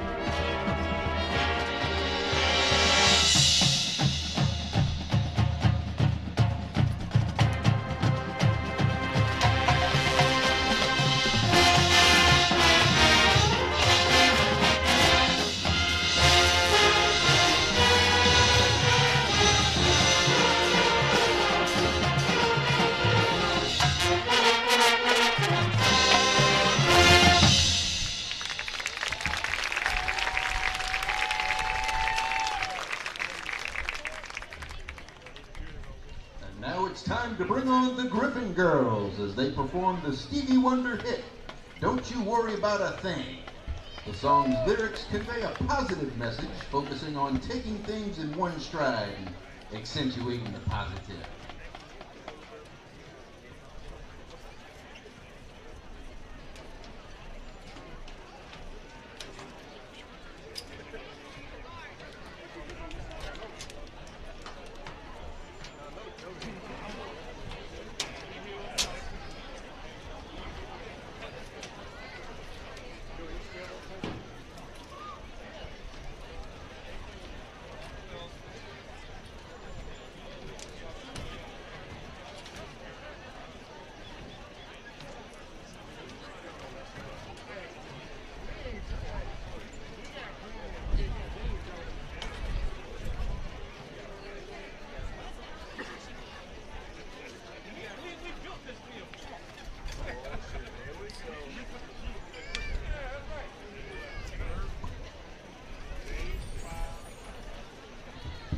Ladies and gentlemen, the Griffin Girls.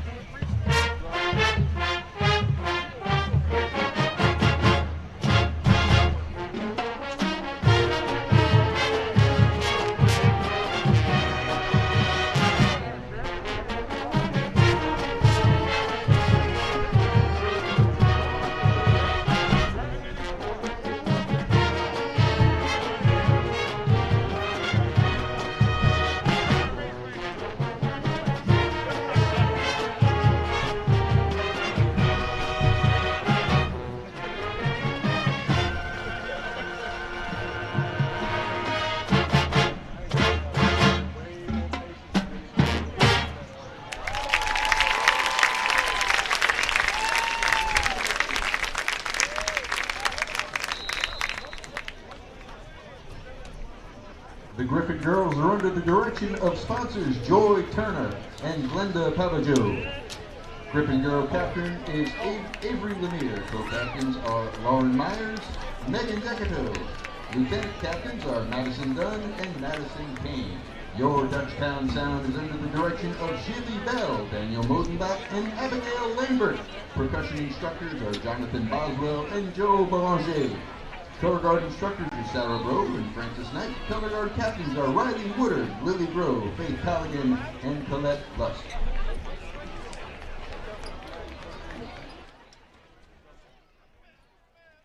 I've had back pain now and then, but it got so bad I couldn't even bend over. I didn't want to resort to pain pills, so I chose PEAK, hoping they could relieve the pain. They got me active again. I even lost weight. I believe in better. I chose PEAK. Choose Peak Performance Physical Therapy. It's game day. A day that should be spent in the living room, not the kitchen. So next game, you just worry about the score, because we've got the food covered. With hand-battered, cooked-to-order, always fresh, never-ever frozen chicken fingers, craveable cane sauce, crispy crinkle-cut fries, and jugs of freshly made tea and lemonade. Raising Cane's Chicken Fingers, one love. The Tata Law Firm has been fighting for our clients to get their best recovery for over 20 years. And now that tradition will continue to the next generation. Hi, I'm Rick Tata, the newest member of the Tata Law Firm. We understand that it can be frustrating dealing with your claim. So we're here to help you get what you deserve. If you're seriously injured in an accident, call the Tata Law Firm today. We're not just a face on an ad. Call 756-0007 when you're injured. You gotta call Tata. Dr. Brian Hollis is Ascension Parish's orthodontist. Dr. Hollis has an excellent reputation for bringing state-of-the-art technology and the highest standard of patient care to Ascension. He attended LSU Dental School, and he completed a residency to become a board-certified specialist in orthodontics. An avid supporter in our community, Dr. Hollis is married to Celeste Pyron Hollis, and they have 4 children. Dr. Hollis, Ascension Parish's orthodontist. Grow up smiling with Hollis Orthodontics.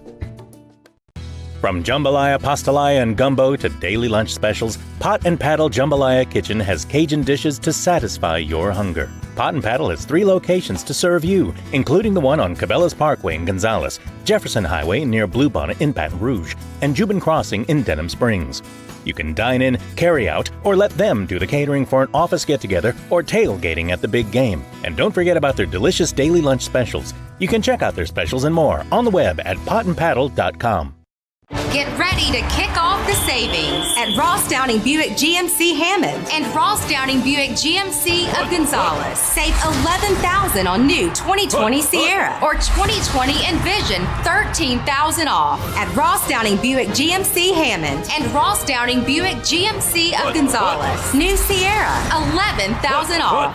2020 Envision, $13,000 off. RossDowningHammond.com. RossDowningGonzales.com. My shoulder pain got so bad I couldn't lift anything overhead. So I chose PEAK Performance, and I can't believe how much better I am now. PEAK really does get you back into the game of life. Choose PEAK. Choose Peak Performance Physical Therapy.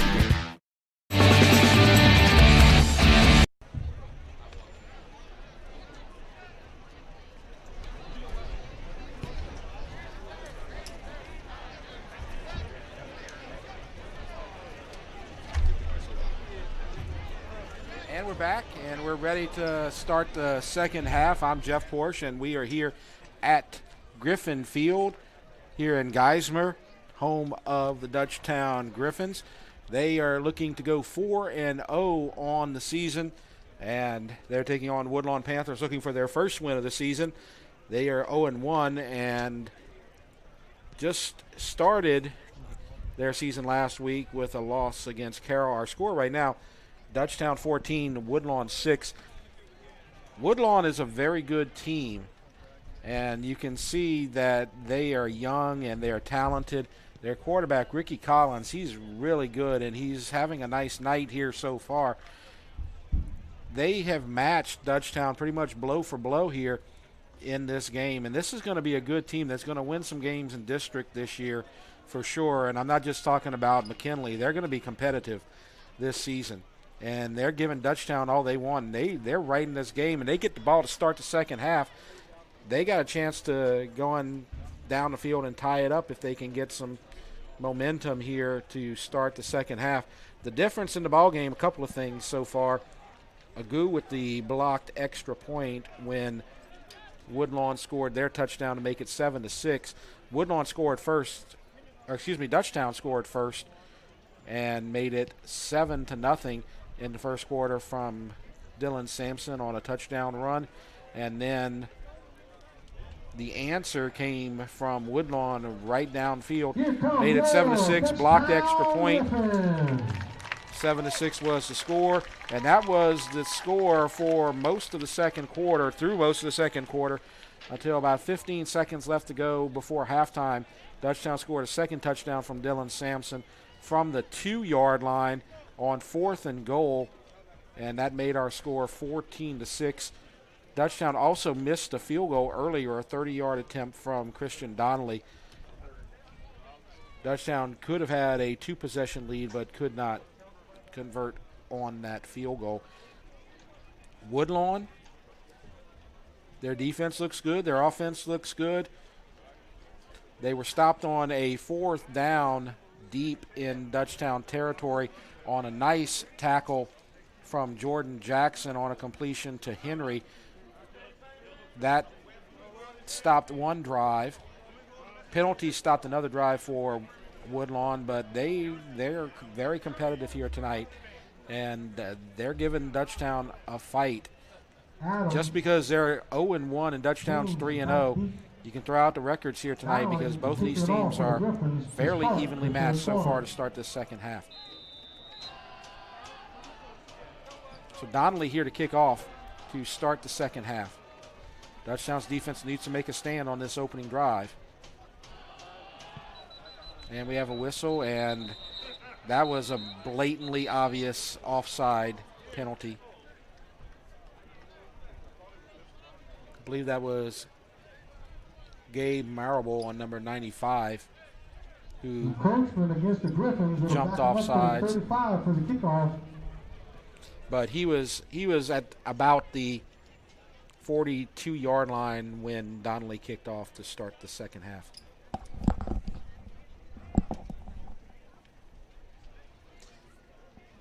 So now they'll kick from the 35. So advantage Woodlawn. They'll get 5 extra yards of field position that they would not have gotten.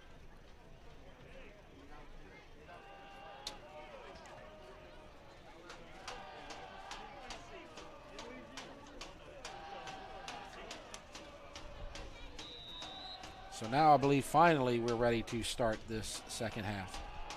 No penalty. And that's a nice kick. Goes back inside the 10 to the 6 and drop. And he takes a knee right there, and so Dutchtown gets a break. Javion Haynes could not come up with the ball cleanly. And you see him drop it right there, and you see him have to go to a knee to pick up the ball, and he is whistled dead right there at the 8.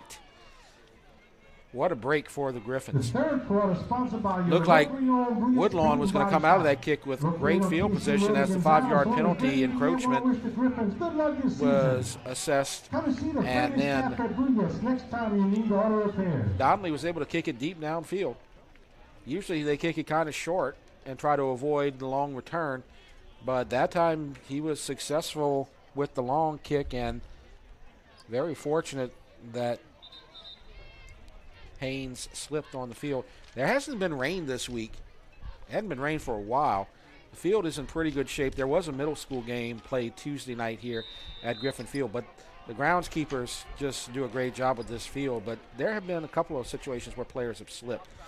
And on first down, here's the handoff and to the 15-yard line, pushed out of bounds there. That's Jordan Jackson with the tackle on Amani Givens. So Givens gets about 7 yards. So it's 2nd and 3 now for the Griffins. So good yardage on first down as we are just 16 seconds into the third quarter. Dutchtown with an 8-point lead. And there's a snap and a reverse. And plenty of room. He could run for days if he can get past this edge here, and he does not. has a good job there being able to seal the hole. And that was a Goo that was able to beat him to the corner, and Harris does get the first down, but that could have gone for a lot more if he gets past a Goo right there. 1st and 10 for the Woodlawn Panthers at the 25, and a fake and a pass complete. Broken tackle, about 7 yards. I believe that's Henry on the catch. They'll make that Clayton Adams, number 2. Gain of 6 would be 2nd and 4. Well, it's hard to see. There's a 2, a 6, and a 9 down there, so it's hard to see when they throw on that far side of the field. They have 3 receivers in there. Numbers are pretty much the 3 matching numbers. 2nd and 4. Handoff up the middle to Givens.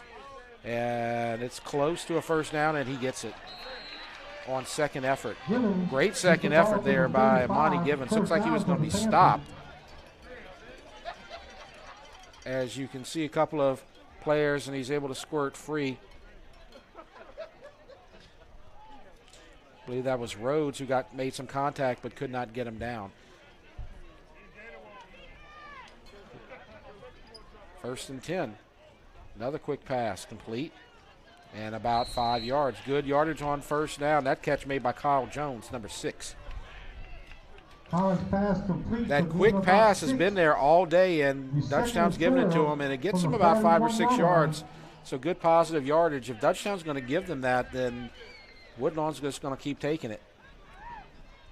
2nd and 4, and another quick pass, and they've got it again. But this time, stop for maybe a 1-yard gain as a Goo stands up the receiver and takes him out of bounds, as that catch is made by Clayton Adams. And a Goo with the tackle takes him out of bounds. So after a 1-yard gain, it's going to be 3rd down and a long 3 at the 41-yard line with 9:50 left to go here in the 3rd quarter.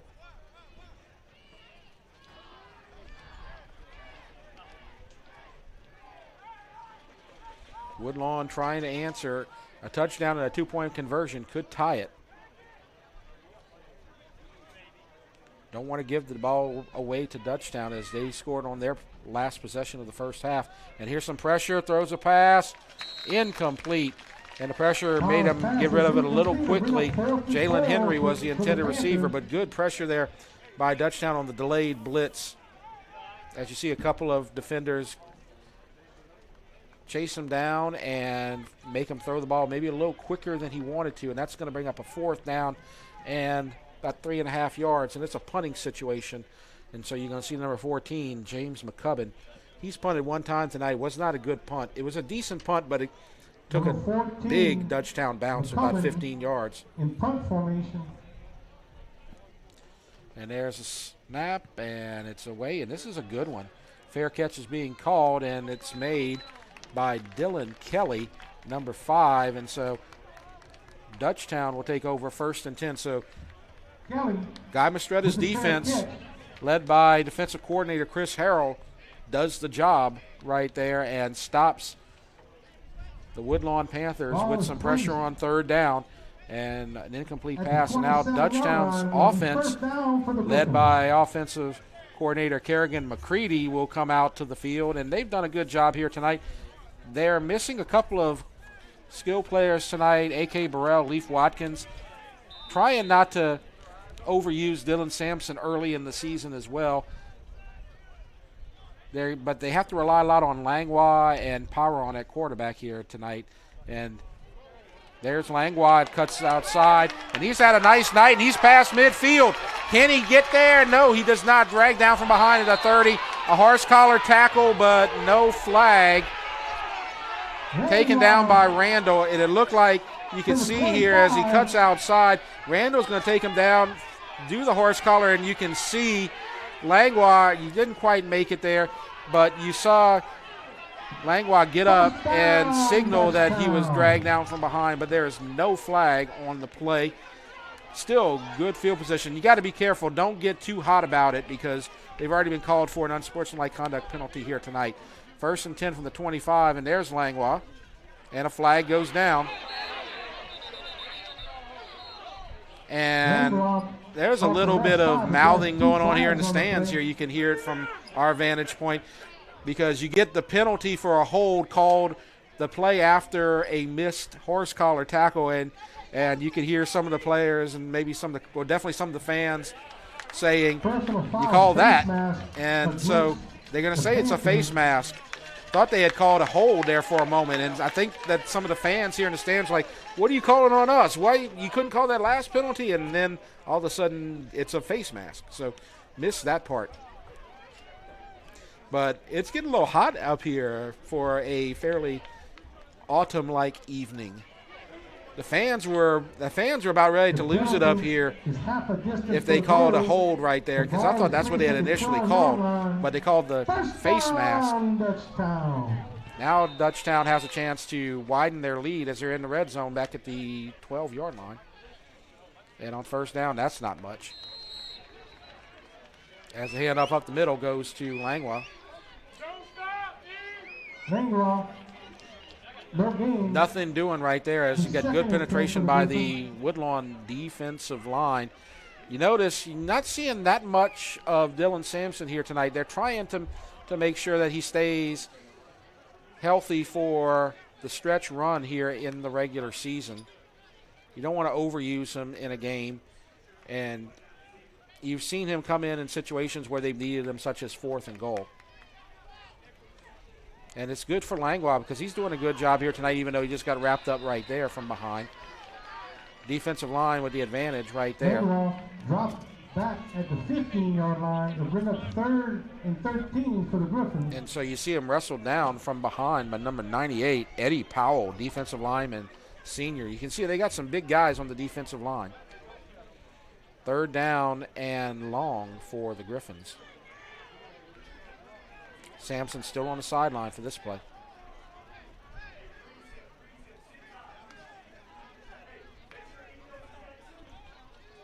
It's Langlois in the backfield with him.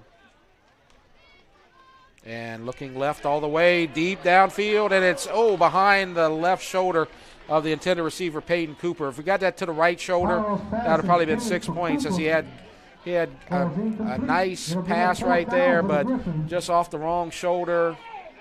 And incomplete, and 4th down and a field goal attempt coming for Dutchtown. They missed a 30-yard field goal earlier, Donnelly did. Now they're working from near the right hash. This will make it a 2-possession game. And the kick is up. This looks like it is good, and it is good. And Dutchtown extends the lead to 17-6 with 7.5 minutes left to go in the 3rd quarter. And we'll take a break. You're watching the Eatel Game of the Week. Dutchtown 17, Woodlawn 6. Hi, Aaron, reminding you it's time to speed things up with all-fiber internet from Eatel. Your connectivity needs keep expanding, streaming, surfing, and playing games. And Eatel continues to stay ahead of the curve with the fastest speeds. Plus, our Eero whole home Wi-Fi will eliminate dead spots in your home. Eatel takes the hassle out of setting things up so you get our #1 rated reliability from the bedroom to the patio. As always, you will get the personal service you deserve from Eatel. Fast, local, reliable.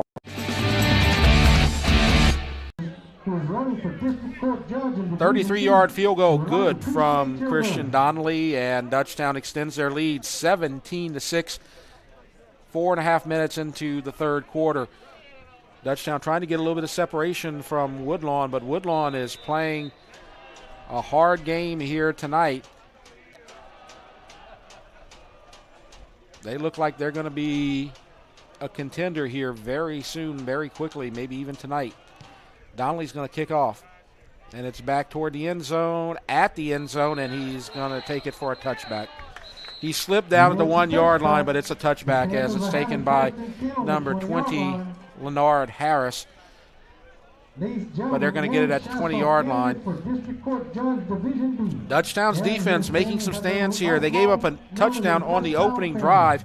Woodlawn has moved the ball downfield and been able to get the ball deep into Dutchtown territory, but not able to get any points. And some good stops on third down and fourth down by the Dutchtown defense. And so the defense improving as the night goes on so far for the Griffins. Now Collins will take the shotgun snap and hand it off. And there's a big hole up the middle. And about 7 as Givens takes it. And he's tackled by Jackson. We called Jordan Jackson a few times here tonight. Vadnais comes in with the assist. We're going to call it 8. Ball at the 28. 2nd and 2 for the Panthers. And on second down, it's close to a first down before he's taken down by Zane Rhodes. And they're going to say it's enough for a first down as Rhodes carries him down, but it looks like he was a few inches short. Did not quite reach the 30-yard line, but they're going to say he got to the 30, and they're going to give him a first down. It's close. Didn't look like he quite got there, though, from where we sit here in the press box. Maybe got a fortunate spot. So first down, and Collins throws a pass, and it's incomplete. There was contact between the intended receiver and a defender. Graves was on the coverage of number 2, Clayton Adams. Ball falls incomplete. And so second down. That contact made at the line of scrimmage, not downfield. Second down, shotgun lateral pass. This is a lateral, not a pass. And down at the line of scrimmage, Givens cannot do much of it. You see the Dutchtown defense improving here as the night goes on. And you see Vadnais taking him down from behind right there. He had 3 turnovers last week against Rain. Hadn't called his name so much here tonight, but he's doing a good job on defense anyway. And we have a whistle, and we have a timeout for the hydration break. And so we're going to stay here for this break, and we're going to talk about the coaches again here tonight for both sides. Woodlawn, coached by Marcus Randall, and you remember him from LSU football, quarterback back in the early 2000s under Nick Saban. He was the quarterback of the Bluegrass Miracle. He's 2-9 over here at Woodlawn, but he took over a program that was not headed in the right direction, and he's brought some stability here and some good players, and they're going to be improving pretty quickly, I believe. They're 0-1 on this season. Guy Mastretta at Dutchtown, it's his 4th year, and you see a lot of progress as the years have gone on. 23-14, 139-58 overall. Dutchtown 7-1, looking to go 8-1 overall and win their 8th in a row. They've won 7 games in a row head-to-head, including 1 playoff game that's not on here that I can remember covering back in the day. But they've won the last 7 in a row. Last week, Dutchtown with the big win. Woodlawn played their first game against Carroll. They lost on Saturday. 3rd and 10.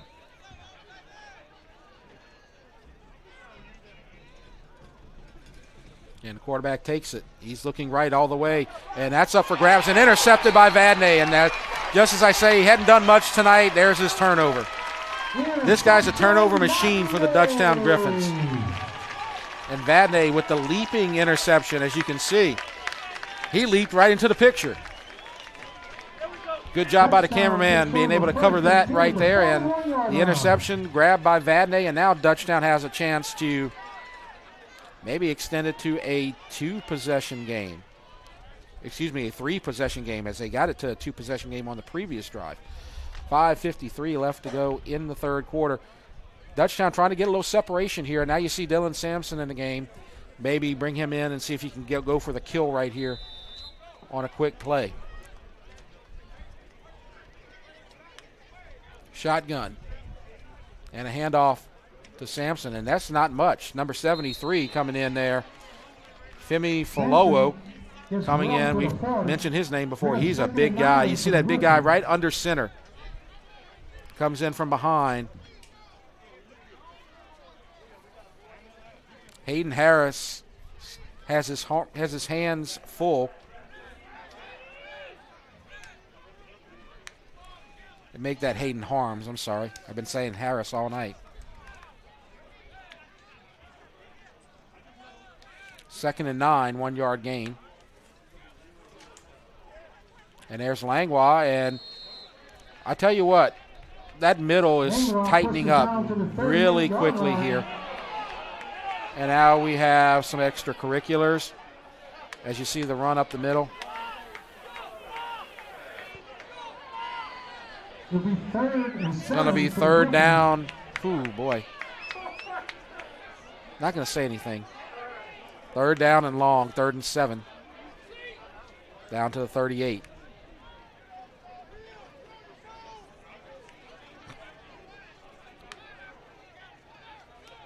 And on 3rd down, it's a quarterback keeper, and that's, I think they were trying to run the option pitch to Sampson, who was already around the corner, but they could not get to Sampson. As you can see, them kind of setting up maybe for the pitch, but taken down by number 26. Nice tackle there by Mason Watson.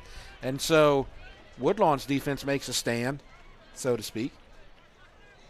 4th down and 10.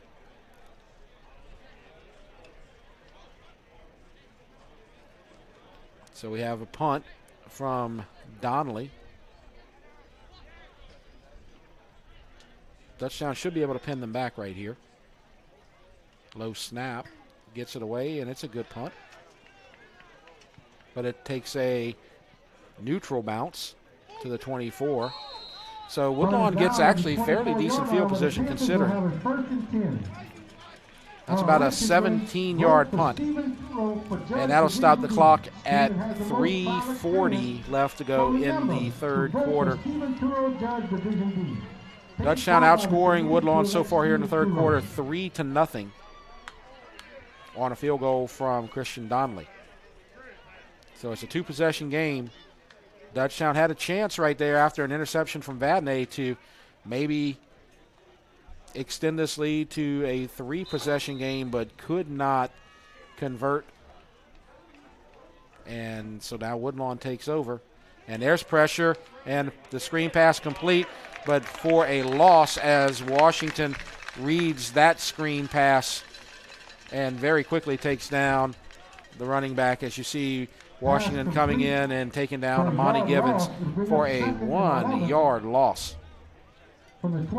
Clock continues to run. Clock not really a factor yet.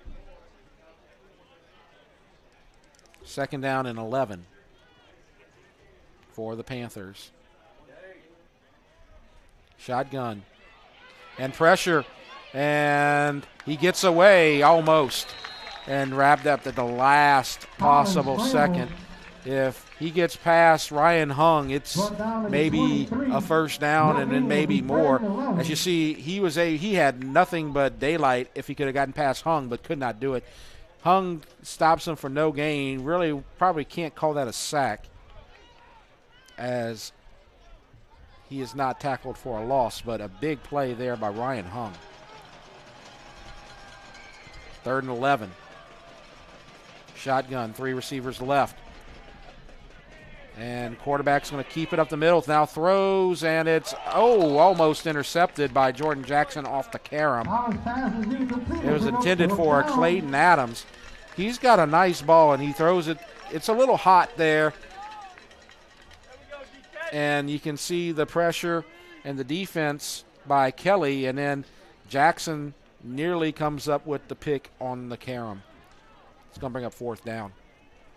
Now Dylan Kelly is going to go back to receive the punt from McCubbin. 2:19 left to go in the 3rd quarter. Vadnais comes in, cannot get it.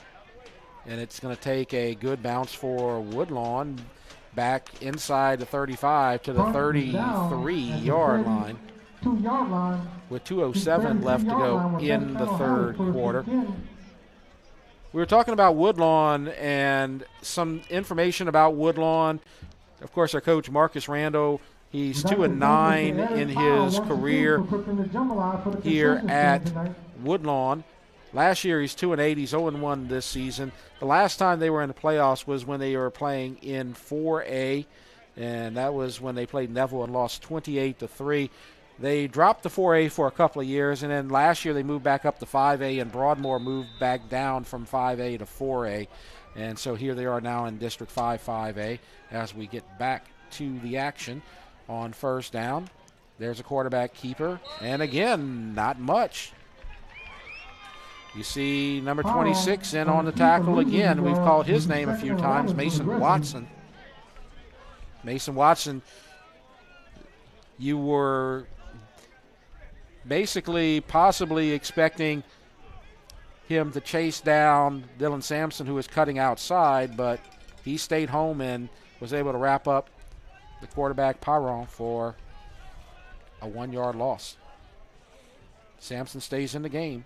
3 receivers to his right. Quick pass, complete.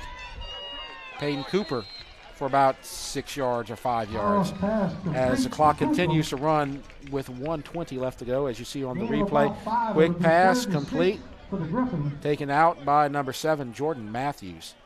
So it's going to be 6 yards. It's 3rd down and 5. You have not seen Dylan Sampson very much here since about halfway through the second quarter.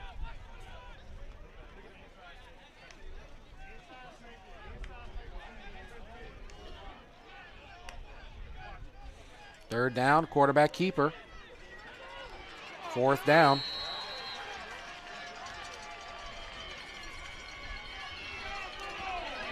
Woodlawn winning the battle at the line of scrimmage. You see a little bit of a scrum downfield between Langlois and one of the defensive backs, but nothing is called right there. It's going to be 4th down and 5, but Woodlawn's defense is really coming to play in the trenches. Not able to get much inside on this defense. They were a little bit earlier, but they have improved dramatically as the game has moved on. As the punt will be the final play of the third quarter. Ooh, this is a beautiful punt. Beautiful. Fair catch made at the 18-yard line, and so that's going to end the third quarter as a fair catch made by number 2, Clayton Adams. So we'll take a break as the third quarter will end, and we'll move on to the fourth quarter. Our score 17-6, Dutchtown with the lead. You're watching the Eatel Game of the Week. The athletics running staff of Dutchtown High School would like to thank Raising Cane's in Prairieville, the official chicken of the Dutchtown Griffins. Peak Performance Physical Therapy, Hollis Orthodontics, Tata Law Firm, Baton Rouge Orthopedic Clinic Foundation, Ross Downing GMC, for their support of the Dutchtown High Sports Medicine Program. Fourth quarter about to begin. Dutchtown with the 17-6 lead. I'm Jeff Porsch, and we are here Thursday Night Football live from Griffin Field. And it'll be the beginning of the fourth quarter, 1st and 10 from Woodlawn inside their 20-yard line when we get back here. If you look at District 5, 5A while we wait, Dutchtown and Santa Maria, they are 3-0 on the season so far. Santa Maria plays against McKinley tomorrow night. East Ascension 2-1. Catholic is 1-2. Woodlawn 0-1. And McKinley is 0-3 so far on the season. Now 1st and 10. And the quarterback Collins with the handoff up the middle. And good yardage on 1st down. That's Amani Givens. So nice hole up the middle. And he's taken down from behind after an 8-yard gain. Tackle made by Jacoby Johnson. And on 2nd down, the ball is loose, and it's picked up by Washington. And I think they're going to whistle the ball dead. Oh, no. Washington would have scored a touchdown right there. We're going to have to take a look at the replay if we got it. They're saying the ground caused the fumble. So we look at it, and yeah, the ground caused the fumble. Definitely so. Ground caused the fumble. Officials made the right call. Can't complain about that one. And so let's see where the ball is marked, as the running back Givens is injured. So with the injury, we'll see what happens after we take a short break. Our score is 17-6 in the fourth quarter. You are watching the Eatel Game of the Week. Well, I've had back pain now and then, but it got so bad I couldn't even bend over. I didn't want to resort to pain pills, so I chose PEAK, hoping they could relieve the pain. They got me active again. I even lost weight. I believe in better. I chose PEAK. Choose Peak Performance Physical Therapy. It's game day. A day that should be spent in the living room, not the kitchen. So next game, you just worry about the score, because we've got the food covered. With hand-battered, cooked-to-order, always fresh, never, ever frozen chicken fingers, craveable cane sauce, crispy crinkle-cut fries, and jugs of freshly made tea and lemonade. Raising Cane's Chicken Fingers, one love. An interesting development here, as the injury is Amani Givens, the running back, and he's slow to get up, and he was having trouble getting to the sidelines. Looked like he was favoring his ankle or his knee. They lose him. He's a big part of their offense here tonight. Might be hard to replace. 1st and 10, shotgun. And a deep pass downfield. And they've got a receiver, but it's way out of bounds. Receiver was open. Henry was the intended receiver. But that pass really thrown out of bounds. No chance, as you can see. Not near his intended receiver at all. Running back number 27, Caleb Morgan, is in. He's a junior. He's replaced Amani Givens. You see him lined up to the right of the quarterback. Shotgun, and he gets it. And he's going to get about 4, maybe 5. Caleb Morgan on the reception. 27, Caleb Morgan. So they try to set up the screen. And it looks like he's taken down and flipped by Alvin Lewis, number 11. So actually got about 6 on the play. So big 3rd down play here for the Dutchtown defense. They've been able to convert and stop here so far in the 3rd quarter. But in the 4th quarter, they're going to get a 1st down. It's a nice run by Caleb Morgan, replacing Amani Givens very well. Off the left side. So their backup doing a good job running the ball. Broken tackle right there, and then taken down by Jackson, number 30. Clock running, may be becoming a factor fairly soon. 10:15 left to go. It's a 2-possession game. Woodlawn needs to get some points on the board right here.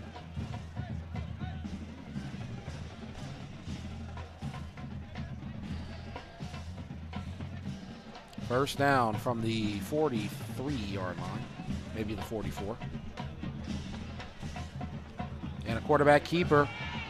Then breaks a tackle, cuts inside, and gets a 1st down into Dutchtown territory. Nice run by the quarterback, Ricky Collins. See him fake it, keep it. Got lots of room, breaks a tackle right there, then heads downfield and is taken down after a 1st down run. And now he's down to the 41-yard line of Dutchtown. So the most impressive drive so far here in the second half for Woodlawn. And there's a handoff and dragged down from behind. Morgan off the left side gets a couple to the 39. As he's grabbed by the jersey, looks like Joseph Johnson made the initial contact, and then Brody Anderson comes in and cleans up after a 2-yard gain. Good job by Johnson to hold him up long enough for the tackle, and then a flag is down as we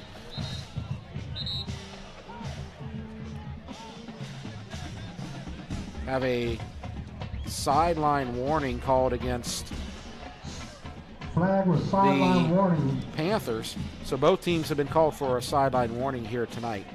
On Woodlawn. 2nd down and 8.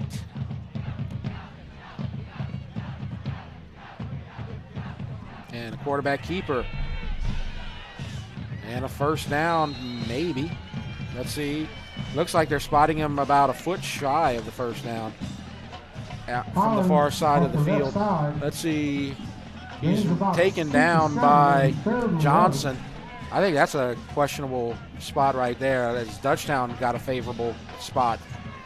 I think he got an extra yard there that they did not see. And then on third down, oh, that's close. Looks like he's short again. No gain, will be 4th and 1. And so you see the initial contact made by Jordan Jackson on the handoff to Caleb Morgan. So it's 4th down. Going back to a couple of plays ago when Ricky Collins kept the ball on the keeper, it looked like he got well past the first down marker, got down to about the 31, and did not get a good favorable position, or favorable spot, excuse me. 4th down, though, and it doesn't matter as he might score on this play. He's going to score. Oh, boy. That's something you do not see. A quarterback scoring on a design quarterback sneak.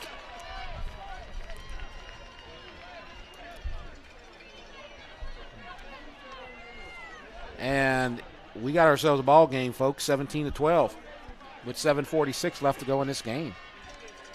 Woodlawn is right back in it, and they're going to have to go for 2. The first extra point was blocked.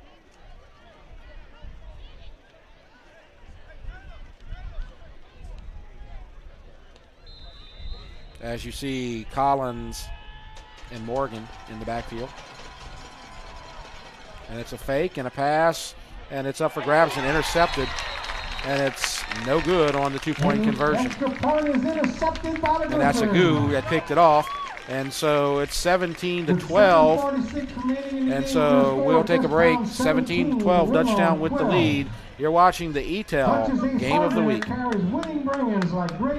Hi, Aaron, reminding you it's time to speed things up with all-fiber internet from Eatel. Your connectivity needs keep expanding, streaming, surfing, and playing games. And Eatel continues to stay ahead of the curve with the fastest speeds. Plus, our Eero whole home Wi-Fi will eliminate dead spots in your home. Eatel takes the hassle out of setting things up so you get our #1 rated reliability from the bedroom to the patio. As always, you will get the personal service you deserve from Eatel. Fast, local, reliable.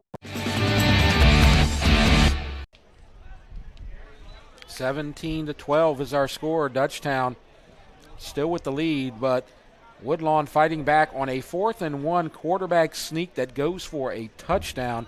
Basically just trying to get the first down and move the chains, and then the quarterback found a hole. Collins scores on a 32-yard run, and that makes our score 17-12. Extra point, 2-point conversion, no good, intercepted by Agu. So Agu has stopped both conversions so far tonight. McCubbin will kick off. You have Cooper and Sampson back to receive.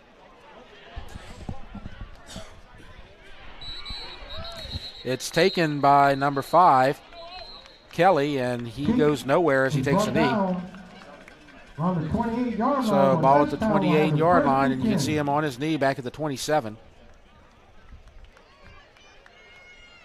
So 7:40 left to go in this game. Dutchtown needs to hold on to this ball. Needs to get some first downs, maybe needs to get some points. Woodlawn, if they get into the end zone, does not need to convert an extra point to take the lead. They haven't converted an extra point here tonight so far, but it wouldn't matter as it's 17-12. Dutchtown needs to do something, and now you see Sampson in the game as they need him.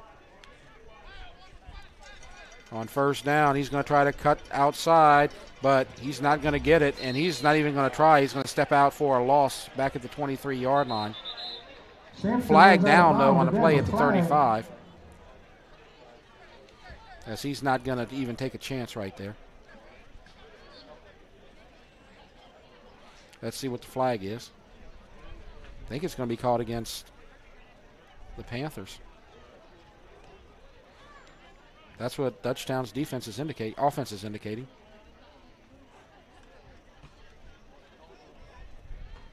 Seems to be some confusion as we follow the man with the white hat. Personal foul. Oh, chop block. Ooh, that's a break for the Griffins. So the 15-yard penalty called against the Panthers on a play where they held Sampson to about a 4-yard loss. Ball is at the 39. First down, Dutchtown. Dutchtown gets a break, and on first down, Sampson goes in motion. Now he's slot to the left. It's Langlois in the backfield with Pyron. Pyron's gone the distance here tonight. Winfield has not seen action. First down, and there's a run and a stop at the line of scrimmage. 52, Aaron Gooden with the good play. That's a solid hit right there. He gets maybe a yard to the 40-yard line. Clock running, 7:10. Sampson now in the backfield with Pyron. There's just been nothing up the middle for about a little over a quarter here for the Griffins. Now Sampson in motion. Quick pass and a whistle and a flag. So we see the initial call against the Griffins, so there's going to be pushed back 5 yards for a false start. That stops the clock with 6:45. So things getting a little sloppy here on both sides again. You've seen this occasionally. The flags have come out in bunches. Usually when you get one flag, you get about 7, it seems like, in this game so far here tonight. 2nd and 14 from the 35.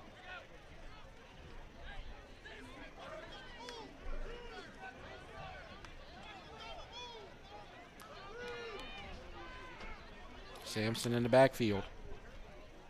And they're going to give it to him up the middle, and he's got a big hole. He's got a first down, and he gets inside the 50. And you see him kind of just stopping, taking a knee, and going down at the 45. And you can see him a little sore. He's going to have to come out. So he's going to just have to – you're going to see him probably a little bit less now here tonight. Hopefully he's going to be okay. You don't want to see a player like Sampson injured for an extended period of time. You don't want to see that on anybody's side. A great competitor like him, 1st and 10. And there's Langlois, and he's got a little bit of a hole. They haven't had much of a hole until that previous play. As a short gain, 3 or 4 yards, and a flag goes down, and there's some chippy play here going on right now. Ickey's downfield was in a little bit of some action with another player. We got a bunch of flags. Let's get them sorted out. And you see him getting wrestled down to the ground.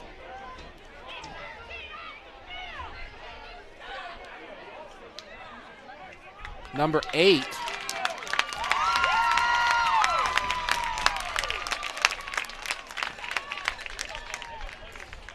I think number 8 is one of the players that was involved in that D-Ray Delmore. You see the players going to the field, going to the sidelines. I think the officials hadn't made a call yet, but I think that the fans were kind of reacting to some of the players going off the field, maybe hoping for an ejection or something like that. We're in a hydration break.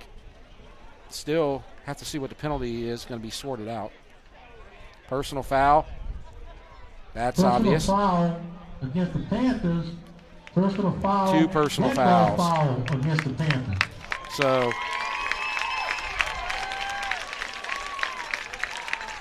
it's been getting a little bit ugly out here. Both these teams playing hard.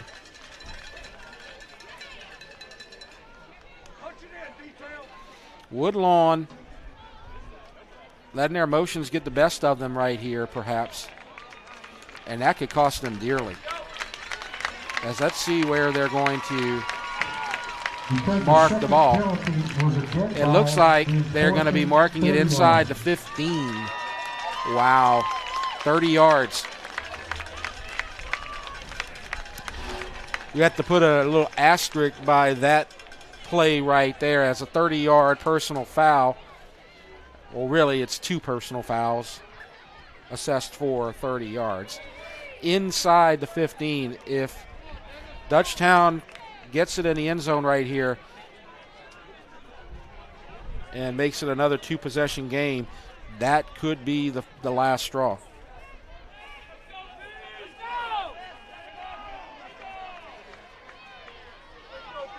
The officials you see on the other side talking it over with Coach Randall.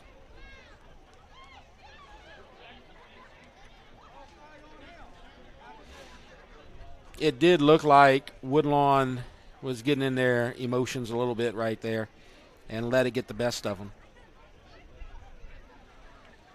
Dutchtown needs some help right here, perhaps, as you saw the injury to Sampson.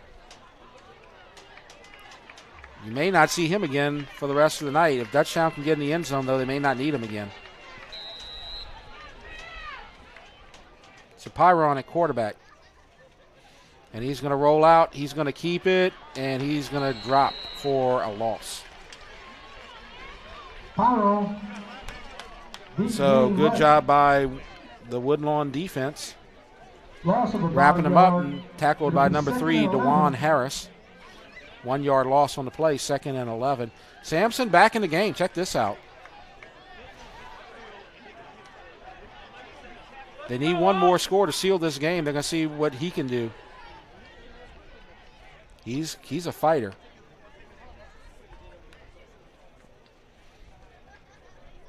.516 left to go in this game.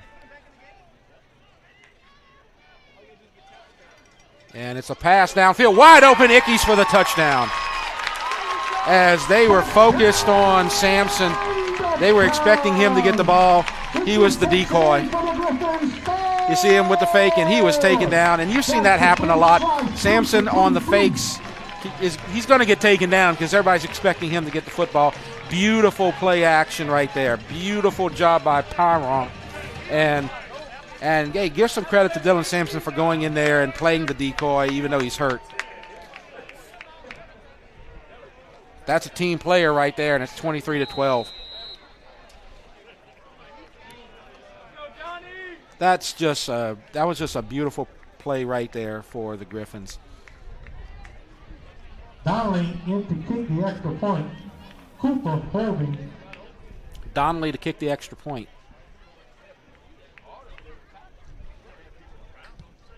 It's up. It's good. 24-12, 5:05 left to go. You're watching the Eatel Game of the Week.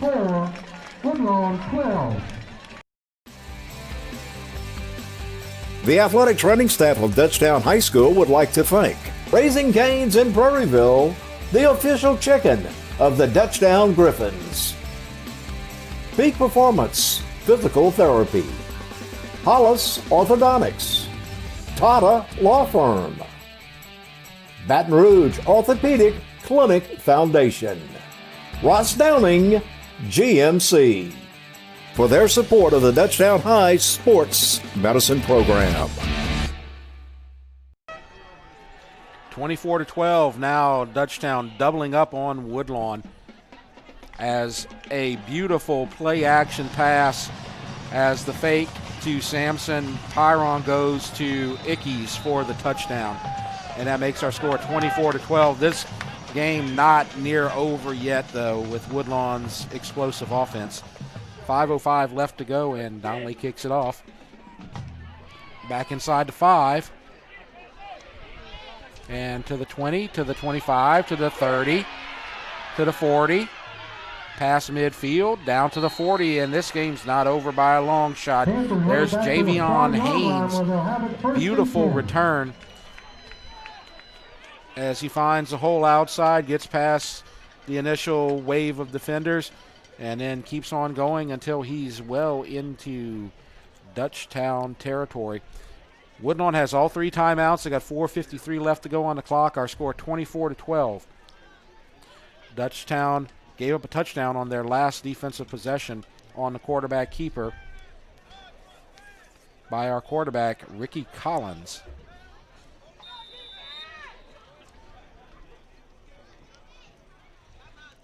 Collins looking left, deep downfield, nobody home. Intended for Henry, but missed him by about 15 yards. If Dutchtown comes up with the win right here, the difference in this game so far here tonight most likely would be that 30-yard back, our consecutive 30-yard 2 personal foul call at the end of Dutchtown's last touchdown drive. And that drive ended with the touchdown pass from Pyron to Ickes. Screen set up on 2nd down, complete, and a 1st down. Woodlawn keeps on moving as the catch made by Caleb Morgan. Pass complete to the 25-yard line, but it'll be a 1st down for the Panthers. So he's fighting for the extra yardage, and then tackled by several Dutchtown Griffins at the 25-yard line. Clock now running. Well, they indicated for the clock to run, and it's not running. Running a special on Jambalaya right there now. We go. $2 for 2. So 1st down and 10, and shotgun throwing right, complete. Inside the 20 to the 18. Catch made by Adams. So Woodlawn keeps on moving that ball down the field. Pass complete. 7-yard gain. It's 2nd down and 3. And 4. Shotgun. Collins with Morgan in the backfield. Collins looks left, looking around, throws to the end zone. He's got a receiver down there, and it's caught. Flag goes down. Is he out of bounds? I believe he is. Out of bounds, but there's a flag. Maybe a pass interference call right here.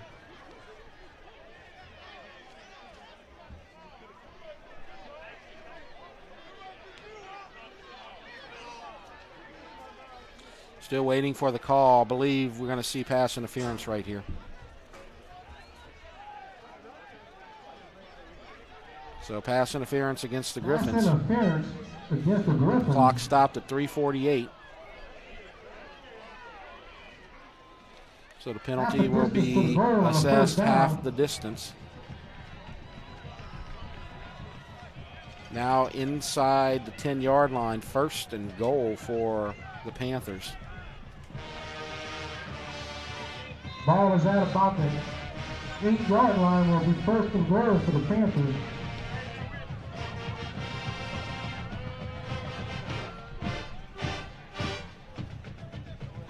Shotgun formation, quarterback Collins calling signals.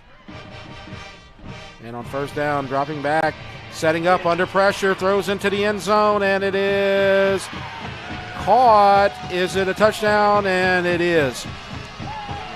Clayton Adams comes inbounds, catches the ball inbounds. See the pressure there, gets away, up for grabs. Can't really see much on the replay in the corner down there as a defender between the kind of blocking your view, the defender on the ground. And that makes it 24-18 with 3:39 left to go. Woodlawn still has all 3 timeouts. So they can get the ball back. This game getting very interesting.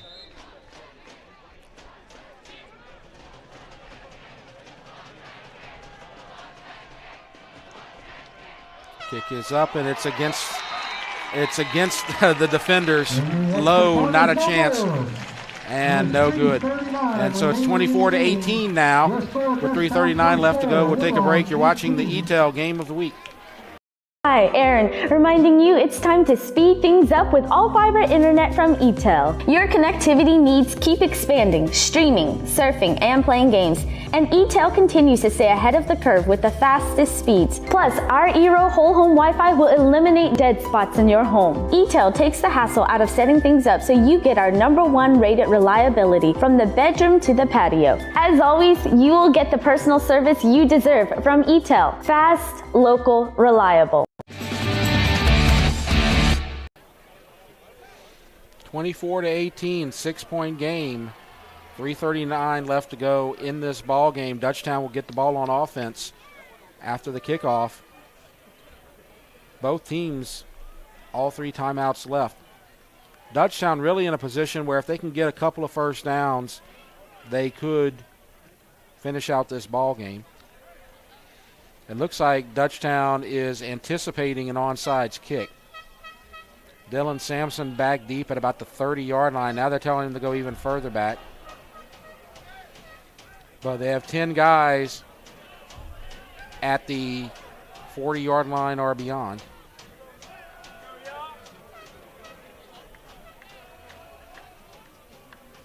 McCubbin to kick. We'll see if it's an onside kick or not. And it's deep, and it's going to go to Sampson at the 17-yard line, and then he's going to take a knee at the 25. Just trying to not turn the ball over right there. But Dutchtown will have it 1st and 10. That's Dutchtown's goal right here. Of course, getting some points would be icing on the cake to maybe close it out. However, the more important thing and the more reasonable alternative would be to hold on to the ball, get a couple of first downs, make Woodlawn use their timeouts and come out of here with a victory. But they need to get a couple of first downs in order for that to happen.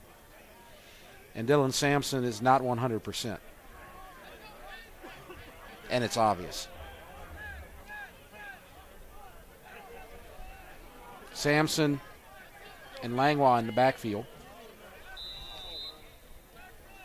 Pyron at quarterback. And there's Sampson. He's going to cut outside and be stopped for no gain. Tackled by number 20, Leonard Harris. Brought down inside the 25. It'd be 2nd down for the Griffins. So they're going to say he lost a yard. It'd be 2nd and 11. Clock running. Woodlawn chooses not to call a timeout. This game getting very interesting as they're going to snap the ball inside of 3 minutes. Clock now inside of 9 on the play clock. And there's Sampson on the handoff, and he gets about 3. It'll be 3rd and 8, and a whistle and a timeout now called by Woodlawn, so they will have 2 timeouts left to go. Correction. Tackled again by Leonard Harris. So we'll take this opportunity to look at the upcoming Game of the Week schedule on Eatel. And so next week, we're going to be here at Dutchtown on Thursday night again as East Ascension is going to take on Dutchtown. The other game will be at Woodlawn on Friday night as Santa Maria will take on Woodlawn. 2 weeks from now, Catholic at Santa Maria and Woodlawn at East Ascension. So we're going to see Woodlawn 3 weeks in a row here on the Eatel Game of the Week. We'll be out there next Friday for sure, covering it live. They're trying to get their first win of the season. They've only played 1 game prior to tonight. If Dutchtown can get a first down right here and make Woodlawn use their 2nd timeout, they're a first down away from victory. But it's going to be 3rd and 8, maybe 3rd and 7. Maybe a passing situation.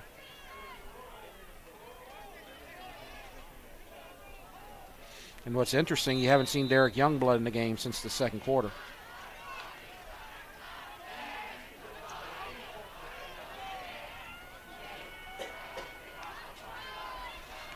Maybe the biggest play of the night for the Griffins so far. 2:41 left to go in this game. And it's a fake. Pyron's going to keep it, throws downfield, and it's incomplete. Trying to get to Langlois, but incomplete. So Woodlawn will have their shot. As you see on the replay, rolling out, he had Langlois open, and the pass was just well short. And so Donnelly will come in to punt, and Woodlawn has a chance to win this ball game.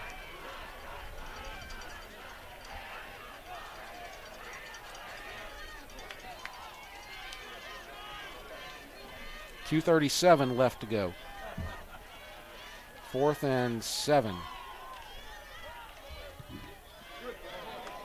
And it's a beautiful punt. He will have an opportunity to return it, though. And he gets a good return. Past midfield. And he gets down inside the 10, and he will score a touchdown, and Woodlawn has tied the game. We're tied at 24. Clayton Adams with the long punt return.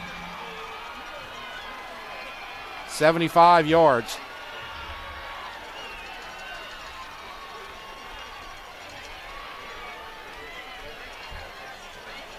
Now here's the thing. Woodlawn has not converted an extra point all night.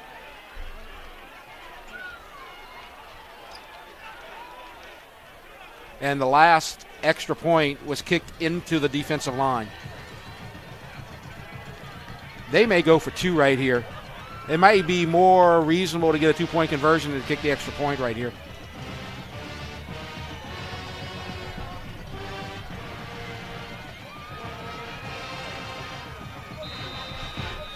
Whistle, timeout. Woodlawn. Woodlawn calls their second timeout. And so you see on the replay as he just bounces off of a couple guys. Agu had a shot at him. Also, Marble had a shot at him. None of those guys could get him down. And it was a beautiful, nice punt return by Clayton Adams. That is one exciting play that you just saw right there on the punt return. Hard to keep up with who had the ball. This has been one dramatic game here tonight at Dutchtown. Woodlawn with a chance at the upset.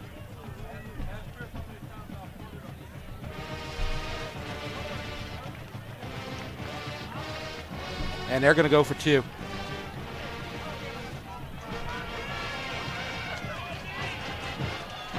I would probably go for 2 right here as well. As they're screaming for a timeout, and the whistle blows, and Dutchtown, their defensive coordinator, is leaping onto the field, begging for a timeout, and Dutchtown will call a timeout. So here's the scenario here. 2-point conversion, Woodlawn takes a 2-point lead. Dutchtown could still win with a field goal. If they do not convert, we have a tie game with 2:16 left to go. Both teams have a couple of timeouts left to go. Actually, Woodlawn has 1 timeout left. Dutchtown has 2 timeouts left.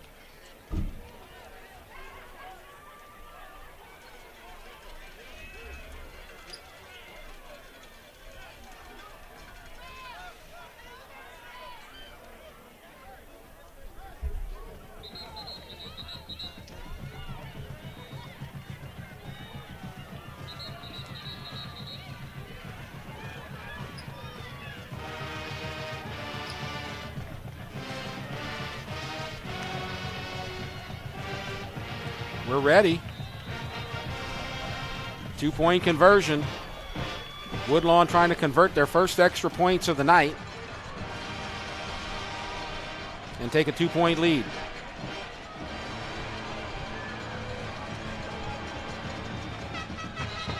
And a whistle. And they're going to be pushed back 5 yards.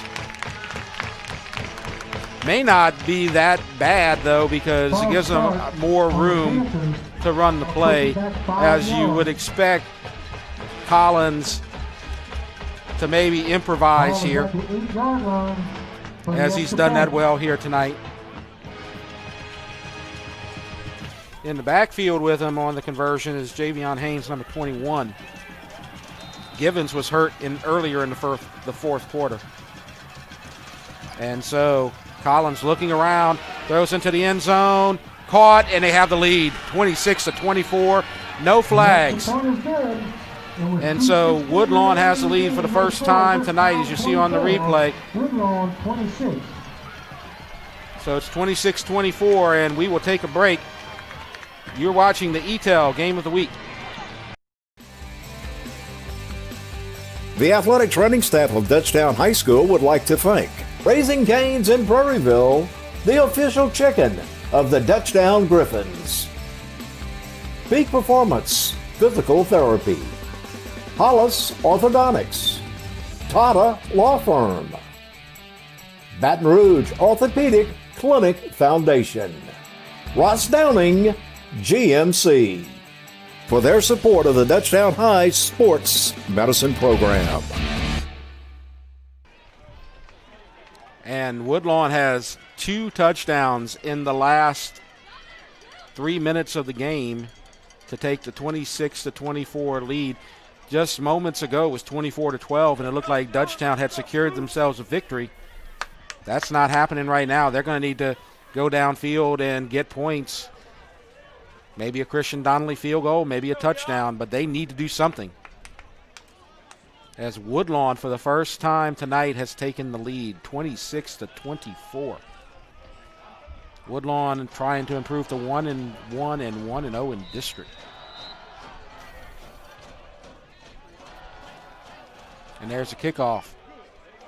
And it goes out of bounds, and Dutchtown gets a break. Special teams has not been too special tonight.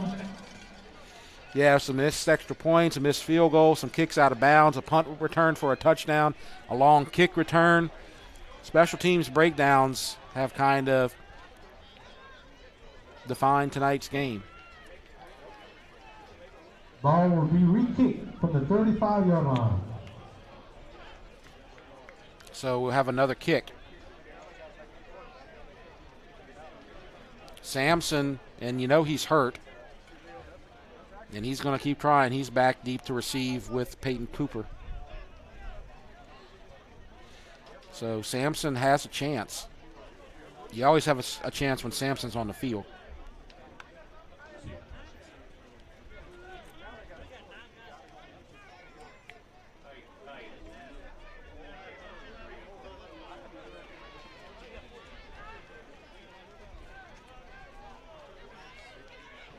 So the kickoff coming one more time from McCubbin.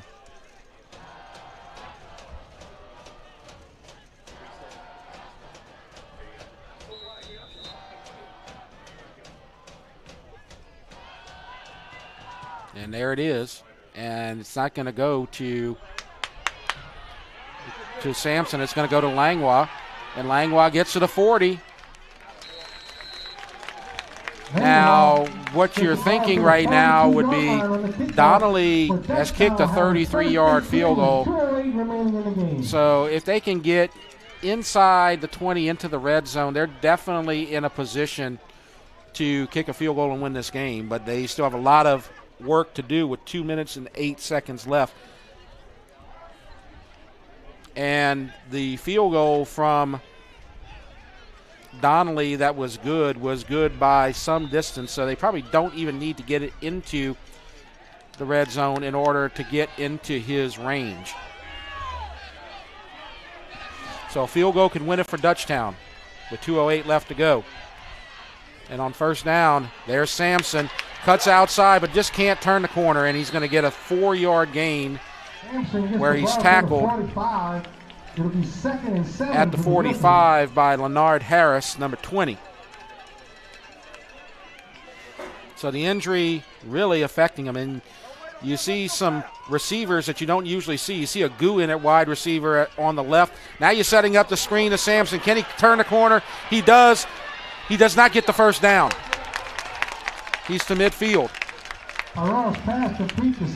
It's going to be a couple of yards short of the first down, though, as he's taken out of bounds by DeJuan Harris, number 3. They're going to say 3rd and 1, gets to the 49.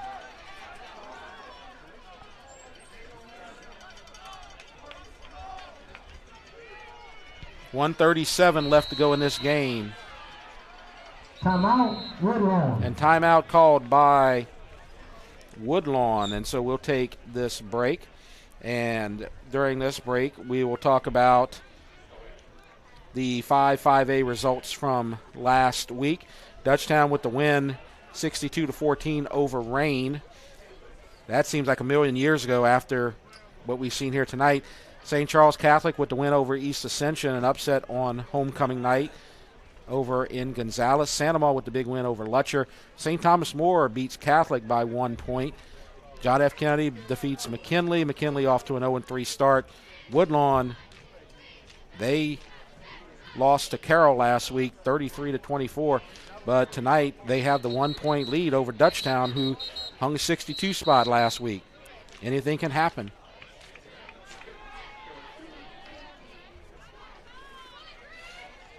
Third down and 1.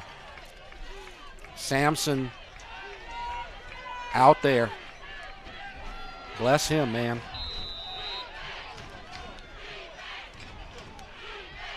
Langlois in motion. 19 on the play clock. That's not an issue.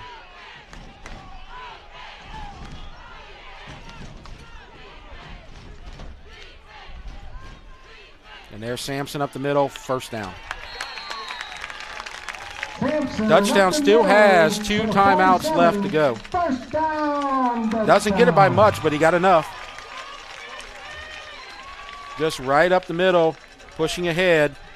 1st and 10 from the 47-yard line. Still need to get about 25 more yards to get into reasonable field goal range.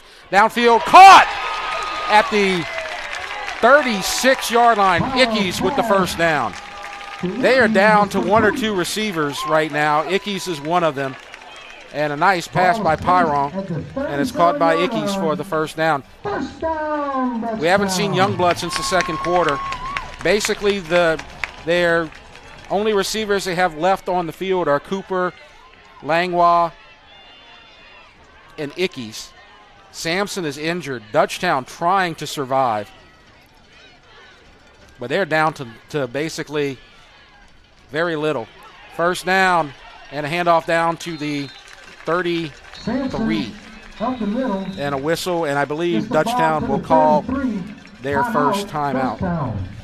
So they still have 2 timeouts left. It's going to be 2nd down and 7. Let's look at some of the games that are going to be going on this weekend in 5-5A. Of course, our game here tonight, it's been a barn burner and a lot of fun to cover.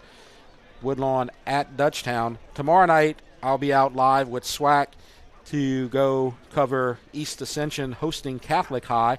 And Santa Maria, they go to McKinley, 3-0 versus 0-3. And we'll see what happens tomorrow night here live on Eatel. So we'll let you know, and it's 2nd down and 7. So they're down to the 34-yard line. They probably got to get about 10 to 15 more yards to be in a reasonable field goal position for Christian Donnelly. So they're getting there. Don't have a ton of time left.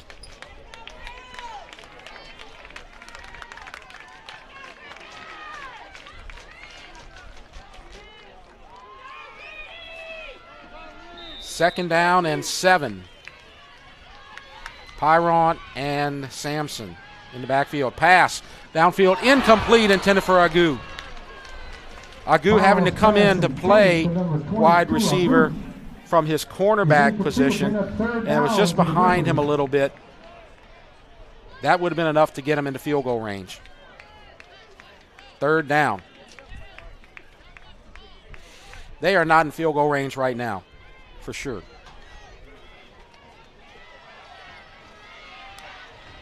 Third and 7.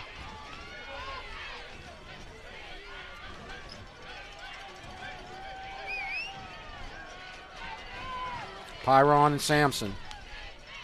Langlois in motion. And he keeps it, and he drops it, and he hits the ground. And it's 4th down and 10. 7-yard line. If he does not convert right here, game over.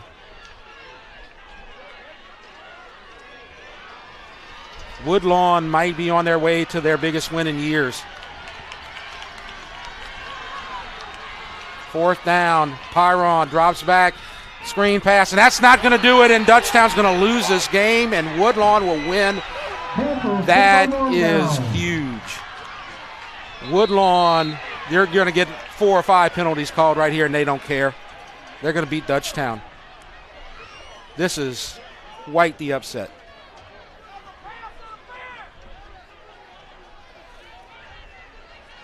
41 seconds. Really, Dutchtown can't stop the clock. Unsportsmanlike conduct. And it's all dead ball, change of possession. Will be penalized 15 yards from the spot of the ball.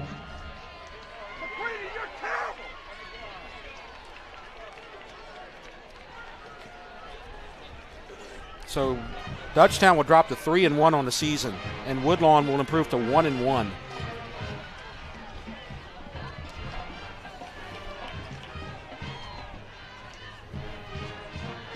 Unless you have some type of miracle here, like a botched snap or something.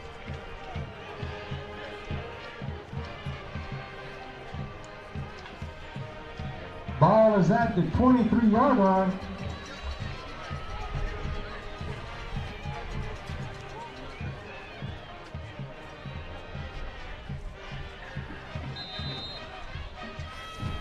So here we go. All they got to do is take a couple of knees. Still have to work from the shotgun, though, and they will take a knee.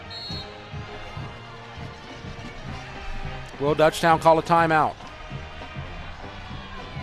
Doesn't look that way. They're going to run out the clock. They don't have to snap the ball.